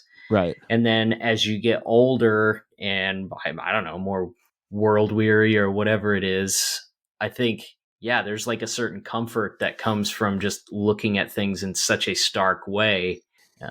And at some point you either, you either reject that altogether, or I think you lean in and try your best to justify that worldview. That's way oversimplifying what people go through, but that's the Christian movie version of life. Sort of, yeah. Well, yeah. I mean, listen, you can get past dualism, and you can either get black pilled or get God pilled. And like, I don't have patience for the black pilled. I'm sorry. I feel a lot of like empathy for you. Of course, I was there myself, but it's like I don't know. I know you didn't sign up for this, but like we still have to do this every day. So it's like, you might as well get God pilled, like not even like, I'm literally believing in God, but well, I don't know. It's like, the problem is we move past dualism, and then a lot of people, the religious stuff they grew up with, they associate that with that moment in their life. They free themselves of it symbolically, and then it's not necessary anymore. But now it's like, so there's a lot of people with like disdain toward that. It's like, well, religious people are all idiots, but as for me, I'm like, but just personally, I feel like I can do both. Like I can simultaneously like have this framework for like a metaphysical framework that's like pretty simplified so I can understand it. And I can acknowledge that that's like very likely an oversimplification. It's like, I don't know. For me, I can handle that contradiction both at the same time, I was watching a video today where they were talking about like the problem of like taking a stance on any given issue with somebody who disagrees with you, especially if someone that is focused on that particular subject or has done a lot of research on it or whatever. It's like, it's not hard to be out argued, but very seldom does that change your mind. And the guy that I was listening to was like, it's okay to just default back to a tried and true system of belief or an idea that's, been held with regard for like thousands of years, like it's okay to say, I don't totally understand that, but I know a lot of people that are a lot smarter than me have think this and have written this out. And, there's limits to everyone's ability to, endlessly delve into any given thing. And at some point you just have to be like, I don't know for sure. This is what I feel, and I'm okay with that. Yeah. That's why I still gravitate towards Christianity. I'm with you, Ash. Like I still identify as a Christian. I participate in a church, and it's like, it's not that I, subscribe to any sort of like traditional Christian theology, but at the same time, the concepts and the ideas, like I can work with it. You know what I mean? Like, I don't have this concept of, this like divine being who's orchestrating life. I don't have much space in my head for any traditional concepts of God. But when I still think about, even being in church, by the time this comes out, we'll be past it, but it'd be the Sunday before Easter. And it's like, some of the reflections about the life of Christ and things like that. That's what centers me and I is meaningful to me. And if there is anything at all out there that's bigger than me, and it feels like maybe there is, I think it's probably like that. And so centering myself around it is what's provided me with meaning. And it's something, so, and I can raise my kids in that too, without feeling like I'm indoctrinating them, or that the stakes are so high that if they leave, they're going to have trauma because they're wondering for the next 5 years if that means they're going to be left behind or whatever. Yeah, and you can still raise your kids with critical thinking too. I mean, absolutely. I'm most thankful of that from my parents, because although they would prefer that I were still Christian, I'm not, because they allowed me to think critically and taught me how to ask questions. I think I'm going to just lean hard into the like Kirk Cameron movie, antagonist atheist. Just real like visceral. Well, it's all about fashion trends for me. And right now, as you know, being Christian is like pretty trendy. Like, there's absolutely, like online, especially just look at the memes, everyone's like, it's kind of like, and there's sort of this like flirty fun, like take on it now. It's like, I'm God's little angel, like blah, blah, blah. If you've ever seen the meme page, I need God in every moment of my life, but they're sort of like at the forefront of this like meme Christian. We, friends of our, friend acquaintances of ours, friends of ours, we've had them on the show. They have a great perspective, but but here's the thing, so what does fashion do? It goes in cycles, right? And so like during the 2000s, atheism was really trendy. We had the Bill Maher's releasing Religulous and like all that good stuff. And then everyone was like, well, that's boring. We're done with that. Now it's really cool to be Christian. And, so hey, right now, let's get that clout. Let's get those fashion points.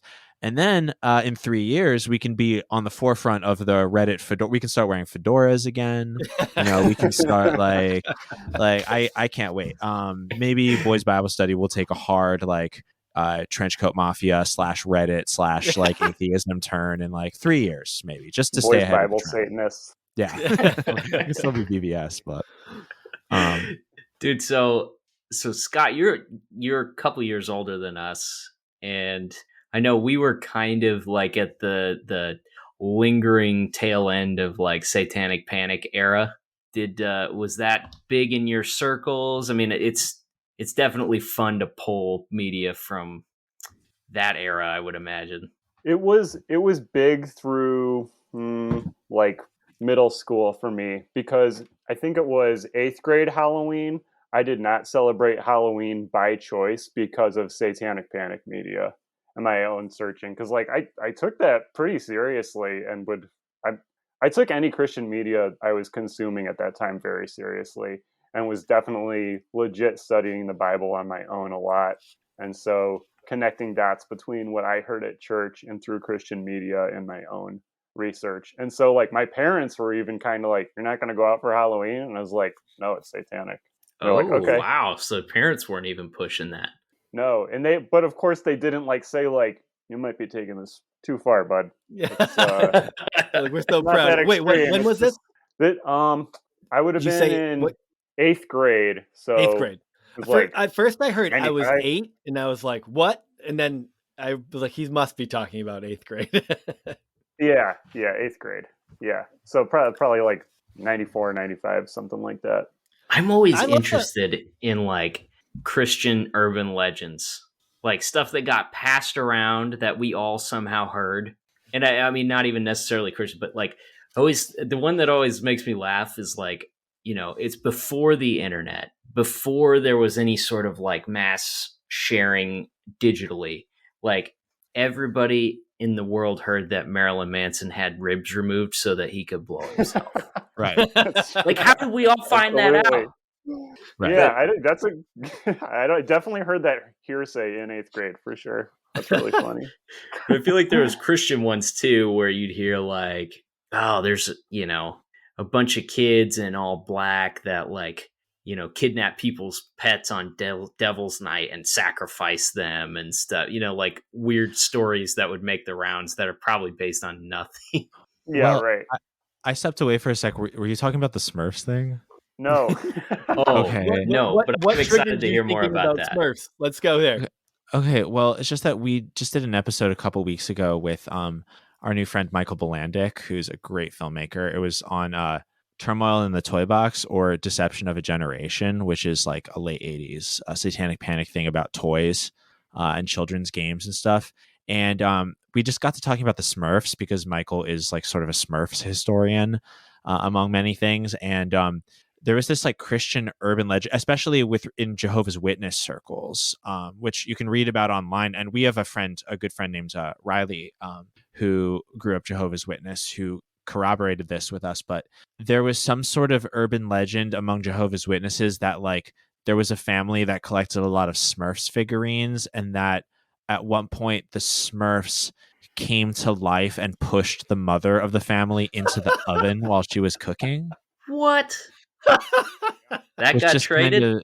Which just kind of shows like, all these little like inanimate objects that are kind of like, they're not exactly false idols, but they are kind of like totems of life, we can't really trust those because they do sort of contain a spirit that's not godly. See, I've heard other things about Smurfs, like where Smurfs kind of, they must have been like a favorite. We just talked to someone who talked about why they couldn't watch the Smurfs, and it was new to me. The Smurfs, we learned recently that the Smurfs are sort of in the center of all culture. Like they're kind of like when you smoke a lot of DMT and see the machine elves, like that's sort of what the Smurfs are, but for like all of pop culture. Like they are very important in sort of a fundamental spiritual way. Yeah, I was taught that the Smurfs are from something satanic or of the devil in general, but I cannot remember why at all. I cannot remember why that was posited.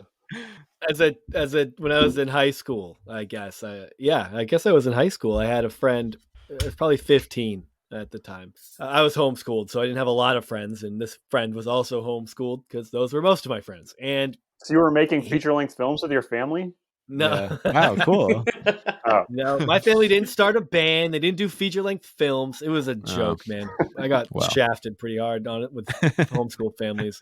Nuts. But he was one of those people that was like, his family was all afraid of like the occult. Now, the funny, I guess what's kind of funny about that to me is like my parents always were more like concerned about, they never really worried about that kind of shit. But like violent video games and guns and us doing that, like that, it's like, it took me so long to be able to play GoldenEye and stuff like that. But like my friend was like the opposite. His parents, they were terrified of anything remotely linked to a cult, but then it was just like gun enthusiast kid who like loved the whole airsoft game. And I don't know, it was just like a weird, like we were almost opposites when it came to like what our parents were cool with and not cool with. And he gave me a book, and it dealt with all like the occult images and symbols in all of mainstream media. It was very conspiratorial, and it was like Barney made the cut, Care Bears, their whole like their symbols It was being Phil in their Phillips. stomach was. It had to be Phil Phillips. Yeah, do you? This Yeah. is familiar to you. Do you know what Barney's problem was? Well, I mean, I love you. Other than you being love a pervert. Me. I mean, well, right, but it's just the only reason I say that. I'm sure there were other people writing stuff like that, but I was not aware of him when I was young, but we just did a deep dive into Phil Phillips, and that was exactly his oeuvre. He has so many books, and they're all like the same. It's like, let's go through. He has a whole book about Power Rangers. He has a whole It's book gotta be about. this guy. I would wager, again, he certainly doesn't own the concept. Like, I'm sure there were many people imitating him, but I would wager, like, maybe if you did a deep dive and like Googled his name and looked at some books, like maybe you could remember. Turmoil in the Toy Box. Yeah, that was the one that Bible, we Barney, did. and Beyond. Yeah, the Bible, Barney, and Beyond. That sounds like it could be a candidate Phil for what you're Phillips. describing. Phil this guy Phillips went is hard. Oh man, he's amazing. He did a documentary called Deception of a Generation, which is basically the video version of Turmoil in the Toy Box book. But in the video, and in the book too, he reveals that he went on a 2-week long fast, which he refers to as a Jewish fast. I'm not exactly sure why, but he went on a 2-week long fast, and then at the end of his fast, he went into a toy store and he saw a figure of Skeletor, and it filled him with such fear and it disturbed him so much that he decided to change the course of his ministry and, talk about toys and children's media. Way. And he was 24 at the time that this happened. He was quite young. He was like 23 or 24. So and he spent all of his money and was like maxing out credit cards, just becoming a YouTube toy unboxer, basically, but before YouTube existed. Amazing. So cool. And obviously, like, what his lack of food for 2 weeks probably contributed to this hallucination. Yeah, it's all low blood sugar. Yeah. I mean, imagine. No.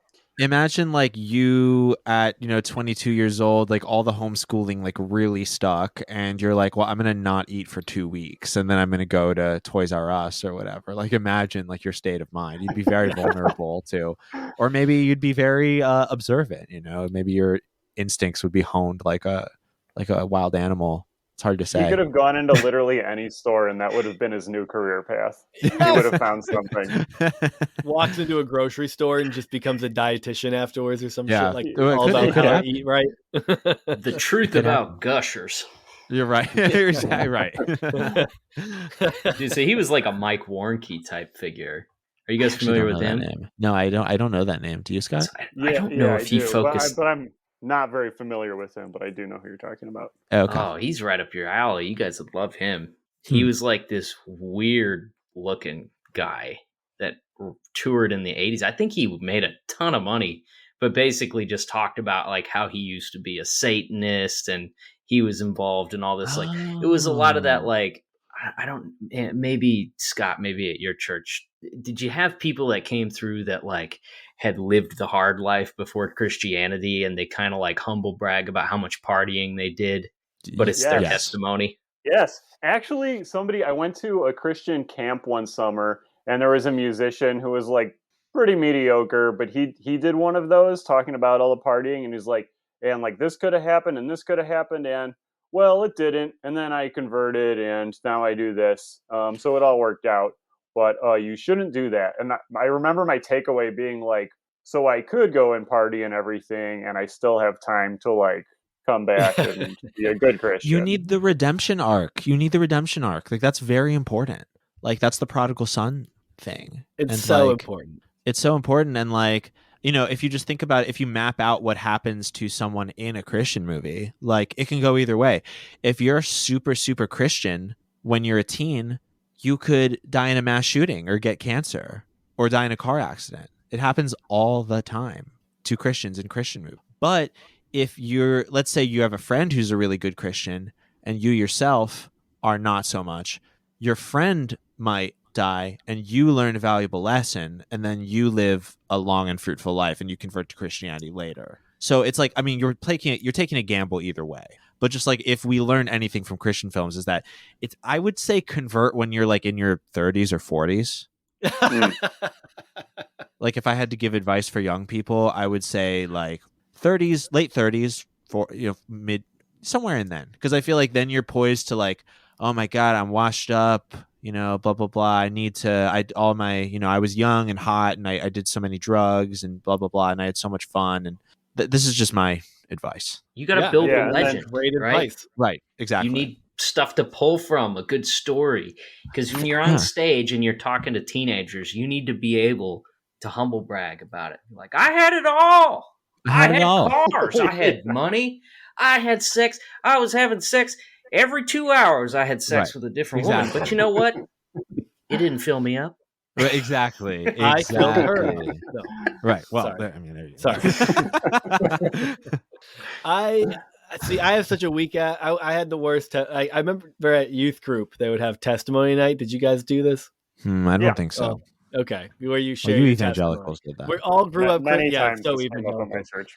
And I'm like probably a senior, junior in high school, and it's like the amount of kids. It sounds awful, but I don't believe them. That came up and were like, I was, just not taking my faith seriously, and I was suicidal. I wanted to kill myself, but then I started reading my Bible more, and now like Jesus fixed that for me. And that was everybody's testimony, and I'm like, statistically, this seems impossible. Wait, can I tell you guys my testimony right now? My serious testimony? Yes. Oh, please. I would be disappointed if you didn't. Fantastic. When I was 3.5 years old, I had been indoctrinated with the Word of God since I could have thoughts. And I was being watched by a babysitter. My parents were gone. And she put on TV, and she put on a show that I knew I wasn't supposed to be watching. The show was Who's the Boss? And probably halfway through, I felt so guilty that I was watching something that my parents had told me not to. And like, who knows what happened in it? Probably nothing. It's Who's the Boss? But for whatever reason, something clicked with that where I truly felt guilty. And I was like, this is what they're talking about at church. And I prayed right then, like, ask Jesus into my heart because I felt that guilt. One time they opened up the... I love it. See, and that's powerful. Like, and that's something you just don't have, like in the Catholic Church where they're baptizing babies. I mean, come on. Wait until you're 3.5 when you can really make that decision yourself. Yeah, exactly. Exactly. I remember at one time they opened up when I was so attention starved that like when they would open up the mic for like people to come share their testimony at church, like as a 5-6 year old, I would like just hustle to the front and grab the mic. And I remember at one point my mom was telling me about it, but like I guess I went up to the front and talked about how like I think I described watching Benny Hinn on TV, and he was like casting demons out or something, and people would fall over, and like I put my hand on the TV and prayed during the the Benny Hinn invitation. Benny Hinn. Amazing! I went to Benny Hinn once. He puts on a great show. Oh man, did you actually see people get healed? Oh, of just so many people. Yeah. My friend I went up to get his IBS healed, which was funny to hear over the microphone to like 3,000 people or whatever. Did it work? Yeah. Benny hit him with his coat and he crapped his pants on stage. Yeah. That was the demon being cast out of him. Yeah. I think somebody got healed of their like brain tumor like right before or after that, which was like, you might still want to go check on that one with the doctor tomorrow. And somebody's diabetes was cured, like also pulled off on they smashed their insulin on stage. They're like, don't need this anymore. You're like, no. Yeah, it was crazy. They asked for money so much during those things too. It's really wild. It really how I imagine how it was for y'all growing up. They passed the plate once at some point. At these Benny Hinn things, they are reminding you that they need money and that it's a real investment into God where the returns are, who knows what? It could be infinite maybe, like every 15 minutes. I heard now that they just put little mini conveyor belts going in and out of the aisles and the plates just keep coming and you can drop it in when you need to. I'm sure they would have that if they could. Every hymnal has a square on top and you can just swipe your card. That's fair. Okay, I have to ask you guys about so we were talking about how the Daily Wire is now like producing movies. Have you heard about this? Yes. And I was wondering if you guys have seen. I haven't gotten to watch it yet. I'm dreading it, but I have to see it. But their first one that they released was called like Run, Hide, Fight. Yup. Did you see it? Banger. Take it Yeah, away. I gave it a pretty 5-star good, huh? letterbox review. Sorry, go. Yeah, it was a great movie. We watched it uh at my co-host Julian's place. Like a bunch of us watched it. There was like 15 of us watching this movie for some reason. But Scott, were you there? No, I guess not. No. Not that night. Okay, not that night. But yeah, it was, I've been thinking about school shootings a lot recently, unfortunately. By the way, I do not like true crime. I don't like serial killers and shootings and stuff. It like freaks me out. All the same, we watched a Columbine movie recently, and I did so much research on Columbine that I'm now like know quite a bit about school shootings. And Run Hide Fight, here we have this new school shooting film, and I thought it was like pretty amazing. Like I politically I couldn't really pin it down. It was like kind of nihilistic. Daily Wire going in, I had some, impressions of what I thought it might be. But it was very interesting. Basically, the main part that I really liked was when the two of the school shooters hinted that there was like a gay thing in between them, but the school shooter was also dating his like sister. Like there was like a brother and sister and another guy who was like the main school shooter. And then it was cool. Like they were like all dating each other. I thought that was very edgy and subversive. So I Very liked it. I mean, poly. that's all it Very takes cool. for me. Was there like a It was Stan Lee moment where Ben Shapiro just makes a cameo as like a no. chubby cop or something? As a high school student, that would have been Yeah, sick. right. I know, But he no, fit it in pretty was. good. I can't remember the exact story, but I'm pretty sure it was like picked up by the Daily Wire. Like Yeah. it was like its own separate thing, but a very interesting movie. I would recommend it to everyone. I wrote like a very pretentious like 8-paragraph letterbox review of it. If anyone wants to at Ash Nerve, you can like read my whole thoughts there. But like basically like the premise of the movie is that you will die. Yeah, I mean just mean like in the world. Like it's like there is nothing you can do. So you better have a good attitude about it. Maybe get some like, military arts training or, learn some mixed martial arts or something. But like at the end of the day, like you will get killed. Like That's that's just sort very of what I Final learned from the movie. Destination of them. I appreciate A their bit. Final Destination message. A bit, yeah. So yeah, remarkable film. I would recommend it to anyone. I don't want to. I know we don't have a ton of time left, but I want to hear from you guys what some of you like your. It's a couple of things. A couple of your favorite Christian movies, just for any reason whatsoever. But then, like as far as just quality filmmaking goes, some of the absolute worst, and then some that you actually think are pretty good. That's a great question. Do you want to start, Scott? Define pretty good. Pretty as far as quality goes. Ash gave him a 5-star. He gave him 5 bags of popcorn. Absolutely. Like the quality, as in like cinematography, dialogue. Even if like the message is traditional Christian messaging, as you'd expect, but like the dialogue might have actually been believable conversations. They didn't sound like hokey or fake or forced, and decent cinematography, decent acting, kind of things like that. Like that's what I mean by quality. Yeah. Okay, so not just that it was unique, I was wildly entertained and I can't stop thinking about it. Yeah, but I would put those That's under not like the same. good as in your ones you liked for whatever reasons at all. So like terrible cinematography and quality, good quality, and then whatever ones you just loved for whatever wild reasons that you were entertained by it. Totally. As far as good quality goes, I think honestly, I'm Not Ashamed was pretty well done. It's pretty I was well thinking shot. about saying that one. Yeah. Banger. Really like properly made. The actors Which one's look like that real again? actors. I'm Not Ashamed. I feel like that's the premise for most Christian movies, not Unashamed. So Right. what is this one specifically about? Is this That's the Columbine exploitation movie that came out in 2015, 2016. 16, I think, yeah. Yeah, Oh, 2016. man. Is this the Columbine movie you were talking about? Yes, it's crazy. The Columbine. If we have a little bit of time, we can talk about Columbine in a second.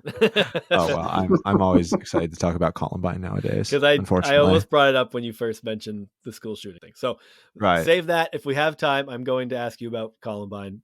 As right feels on. like a weird. So recency bias wise, I think that one was pretty well made. Okay. Legit well done. I could imagine if I was a Christian, it being like pretty harrowing and like emotionally impactful. Because I think that's something you got to take into account too when you're saying like, is this made well or not? it's like, do they know their audience really well? Because if they do, then you have to give them props for that, basically. One that I just love and will always love and will keep returning to visit is I Believe, which takes place in LA. And it's about a little boy who, his parents are atheists, but he comes to the conclusion himself that Jesus is real, picks up the Bible to read for fun or something. And then he starts praying for things and they'll happen. So he can just make anyone's wishes come true, basically. Like a genie. Including one of the first things he does is a veteran comes into the church because he's just at the church randomly by himself because that's how serious he takes it. And his did he pray for a car to bring him there?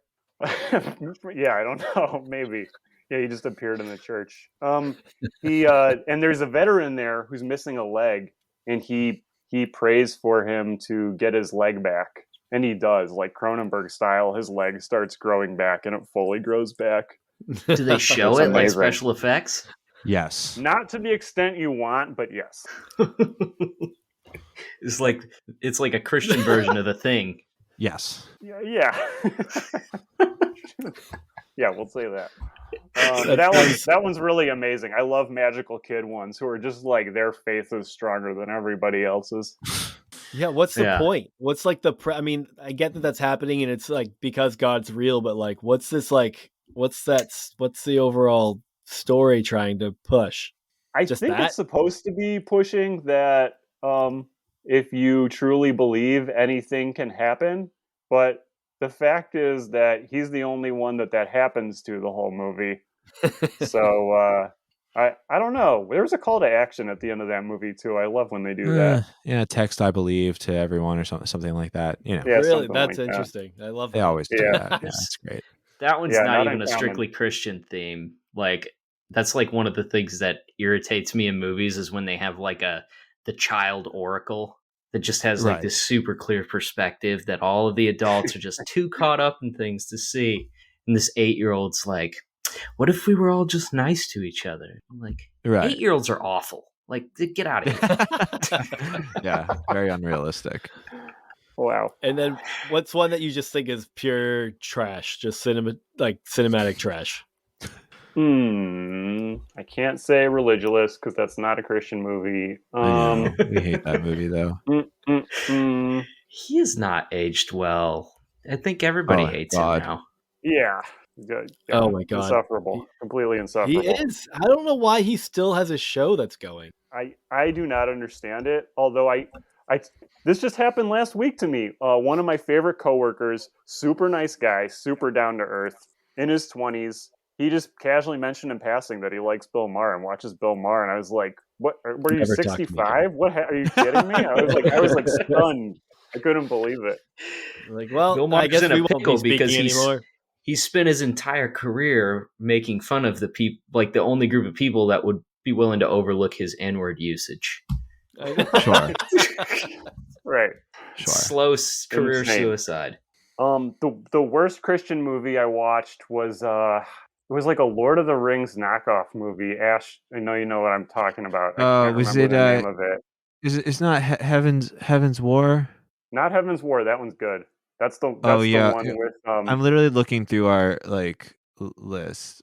Heaven Quest. Heaven Quest. Yeah. That one sucked. Oh man, don't watch.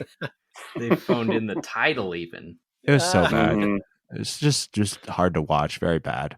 Yeah, it was kind of. It almost felt like they were just trying to make a demo to show what they were capable of if they were hired to do a real movie. Yeah. And there was like all this world building without any interesting plotting or characters or anything. Very and tedious. it was like just the lore part of something. Like if you only saw like if somebody wrote like a book of details surrounding Lord of the Rings, which I'm sure somebody has. I don't have to look that up. The Silmarillion. Right, really? Yeah. Sort of the Silmarillion of. I don't really know. I've never read it. I don't really. Okay. I've never read a Lord of the Rings book, so I'm spitballing here. Right on. Well, it sort of felt. Well, yeah, because that is basically what it was. Because it was loosely based on Pilgrim's Progress, which y'all are probably familiar with. Oh yeah, yeah. Okay. They're still making movies based off that shit. It's from the 1400s. Get another piece of source material. It wasn't even written by God. It was written by a man. Grow up. Get a different piece of source time material. to listen to Mr. Worldly Wiseman. You might be a little more wise, have some more ideas. I will never listen to Mr. I Worldly challenge Wiseman. somebody to just actually do something based on it really, really well. It will never happen. It's impossible because it's the type of story where it's like one character moves through and meets a lot of different characters, and it's like, the worldly wise man, and then they call me Innocence. It's like, shut up. Like, I don't care. I don't care. It doesn't make a good movie. I went to a Christian school, and our books that we used in school had like these little comic strips in them, and they had these like little Christian children that were in the comics, and it was like an updated version almost of Pilgrim's Progress. Like they had names like Sandy McMurphy and Ace Virtueson, and that kind of bangs. That kids were like Ronnie Proud something and Susie Self-Will. Okay, Susie Self-Will. Dude, making that into an animated series would be... Honestly, Susie Self-Will is really good on TikTok nowadays, though. Like, she's really coming to her own as an entertainer. You're like 5 million followers, right? Yeah, wow. Yeah, great job, Susie. She's worldly. She reads magazines. Right.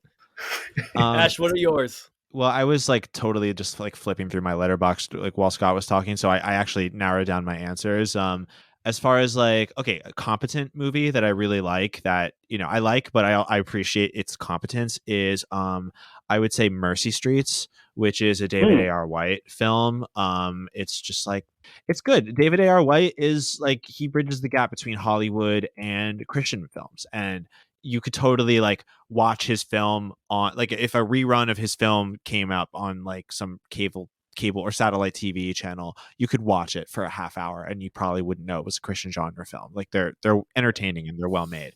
As far as a film that I think is bad, this isn't really by Christians for Christians in the traditional sense, but we watched this snoozer called Mary Magdalene from 2018, which is Joaquin Phoenix and Rooney Mara as Jesus and Mary Magdalene. And it's like, oh my God, wow. Like the beige, like everything was so beige. Everyone was talking in hushed whispers. Mary Magdalene was like a girl boss. It's like, grow up, please. No one wants to see this. I was so bored and just like insulted. I was like, please don't waste my time. I have to watch good movies. All their clothes looked like they were picked up from Anthropology like 1 hour before they started shooting. Totally. Very clean. I can't believe I never heard of this. Yeah, I would miss it. Most personally. People have not. And they're supposed to be like, it's supposed to be about their like secret relationship that no one was supposed to know about. They don't like have sex or anything in it, but there is this sort of like understanding between the two of them that, like, in the premise of this movie, they had a lot of deep conversations and they sort of understood each other as man and woman. Like, Jesus never like fucks in the movie, but thank God. I would, because he's gay. Oh well, yeah, 100%. As we know, if you really read in between the lines in the gospel, exactly. But as far as like a good movie that's just like, this is one of my favorites, even though like it's crazy and it has a style of its own, I've got to say Audacity, which is by Ray Comfort. Ray Comfort, as we all know, is the man from New Zealand who goes around college campuses with a camera and tries to convert like drooling freshmen to Christianity and capture it on video so he can like pad out his films. He made this. Also he made this amazing epic peeling of a banana. Right. Yes, he does love to talk about the banana. The Banana Man, as he's known. Yeah, he makes films, posts them straight on YouTube. He gets many views, but Audacity is all about missioning to gay people, and it is like, I mean, it's like offensive. Like if you don't like watching offensive things, then you're going to be like, you're not going to enjoy it. But like, I don't know. I mean, as a gay person myself, there's a certain level of like campiness that like homophobic things sometimes like take on, where they like veer all the way through the uncanny value into camp territory. And like the scene where the Christian protagonist is about to mission to lesbians in the elevator, and then he doesn't, and then he leaves the elevator, and the elevator crashes to the ground, killing both of the lesbians, and then he regrets. He's like, if only I would have said something, then the lesbians wouldn't be in hell. Like, it does not get better than that. Like, that is filmmaking to me. And there's like God a Christian killed them stand-up. to teach you a lesson. Exactly. It's incredible. And there's like a Christian stand-up comedy. Oh, the stand-up comedy is like a big plot in the movie. And then woven in and out is Ray Comfort's footage of him like talking to gay and lesbian people, like on the beach or wherever he is. And it's just like, it's incredible. It's a tapestry of film. Wow. It's like, it's a uniquely structured film for real. Yes. I'm watched 100% it like 5 or 6 watching times. this one. Oh, it's on You've convinced YouTube. me. You're gonna love it. It's on YouTube. Just type in Audacity Ray Comfort or Audacity movie. Like it'll come up. It's fantastic. It's like an hour long too. Yeah, it goes down Oh easy. my god, it sounds so eclectic. Right I'm now, really it's your looking time. forward to this. It's very artsy and eclectic. I think you're gonna love it. Do we have a few? Wait, did you say? Oh shoot, yes, you did. You said all three. Do we have a few minutes, or do we? I probably have like 5 more minutes. I think then 5 I should more probably minutes? get going. Yeah. Okay. Do we want to talk about Columbine real quick in the Columbine movie, or do you need more than 5 Columbine- minutes for that? Columbine, I'll give you my elevator. Columbine was crazy. Like lots of stuff happened people don't know about, like, and all the stuff, like it's like a modern myth. It's like 9/11 Yeah. in that it is such a myth of American history that like it activates. It's like, why is this still relevant? Like, why are people still so frightened of Columbine? Like the filmmaker that we had on, Bill Hellfire, who made a Columbine film and was like basically arrested for it in 1999, but still had a lot of trouble getting it distributed because, like, to this day, like as of like just a couple of years ago, because like people are afraid of like Columbine, like sort of satirical media. It's like, Yeah, that's but, right. I was gonna, it was a satire film he made. totally, it's like intentionally in poor taste, but many like how many films are made in poor taste satires, but like why this one, like of all the ones? It's like it's there's something really just at the heart of Columbine that speaks to like the terror of American culture, and like it's just so romanticized. I mean, all the like homoerotic art of the two killers that you can find online, like people make fan art of them like kissing each other and stuff, and like I found the Columbine message board where people love to talk about the Columbine shooting. And there's a sticky thread on top of the message board that's like, hey guys, I regret to inform you, but yet another one of our members has done a school shooting. At least 2 members of the Columbine message board would go on to do their own school shootings. So it's like, man, it's just like, it's insane. Like I can't believe that such a thing happened.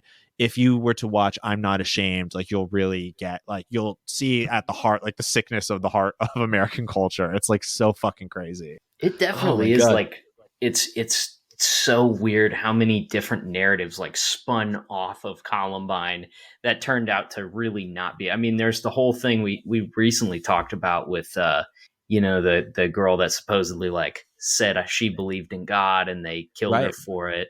That's what I'm Not Ashamed is also about. Like, it's about her. Okay, yeah. But then there was also like this other narrative that like Klebold and God, whatever his name is, Eric Harris, that they were like these social outcasts bullied by the whole school and blah blah blah, and they like definitely weren't. I mean, what was it? Eric Harris was on the football team, and they were like fairly normal kids by the sound of it, like from their classmates' perspective and stuff. And it is weird how many different things spun off of that. It is. Yeah. And like the Columbine story is still so like monetized, like the Rachel Scott family. Rachel is the one who was attributed that she told the killers that she believed in God. She's the focus of I'm Not Ashamed, which is a fucking insane film that everyone should watch. It's unbelievable. And like her parents like published her diaries, which they had a ghostwriter punch up, and like almost a lot of people from our generation who were in youth group were told the story of Rachel Scott as this is someone who we should aspire to, who was martyred for the cause. You know, we definitely got a lot of the, if somebody put a gun in your face today and asked you if you believed in Jesus, would you say yes? And like a lot of innuendo that like that was going to happen someday. It kind of goes hand in hand with Christianity is going to be outlawed someday, and are you going to be Yes. brave enough to go to the guillotine? Another Yeah, sure. Why not? Left Behind reference. Yeah. I would. I don't have anything else going on. Not me. I got to watch more Christian movies. That'll be my That's excuse. true. I do want to watch more I said I movies, wasn't a Christian, so I could watch more Christian movies. I know. Well, guys, thanks so much for hanging out with us. I've been a lot of fun talking to you. I don't think I probably didn't say it before we started recording, but we tried for a while to make this happen, and I'm glad we finally did. So thanks so much. So much fun. Yeah, I'm glad we finally got the chat. It was thank you so much. I really appreciate it. Yeah, same. Thanks for having us. Yeah. So obviously Boys Bible Study available on all podcast platforms. Mm-hmm. You guys have an independent website, right? Mm-hmm. Go to boysbiblestudy.com. Follow Boys Bible Study on Twitter, Instagram. We somehow got that URL. We don't really understand how that happened, but we did it. That's incredible. So please go to Boys Bible Study on everything. I pulled through for you guys on that too. Yes, absolutely. That was the name of the group chat where we would meet up to watch movies at my place and watch Christian movies. We called it Boys Bible Study, not knowing it would turn into a show. And we were I tested out multiple other names for the show, and I just gave up and typed in Boys Bible Study, and it was like, yeah, available. And I was like, oh, okay, damn. That's so all right, great. Well, we'll just do this, I guess. Yeah. Anyway, go to boysbiblestudy.com. You can hear our episodes. All right. Well, it was great to meet you guys. Everybody, thanks for listening, and we will see you next time. Bye.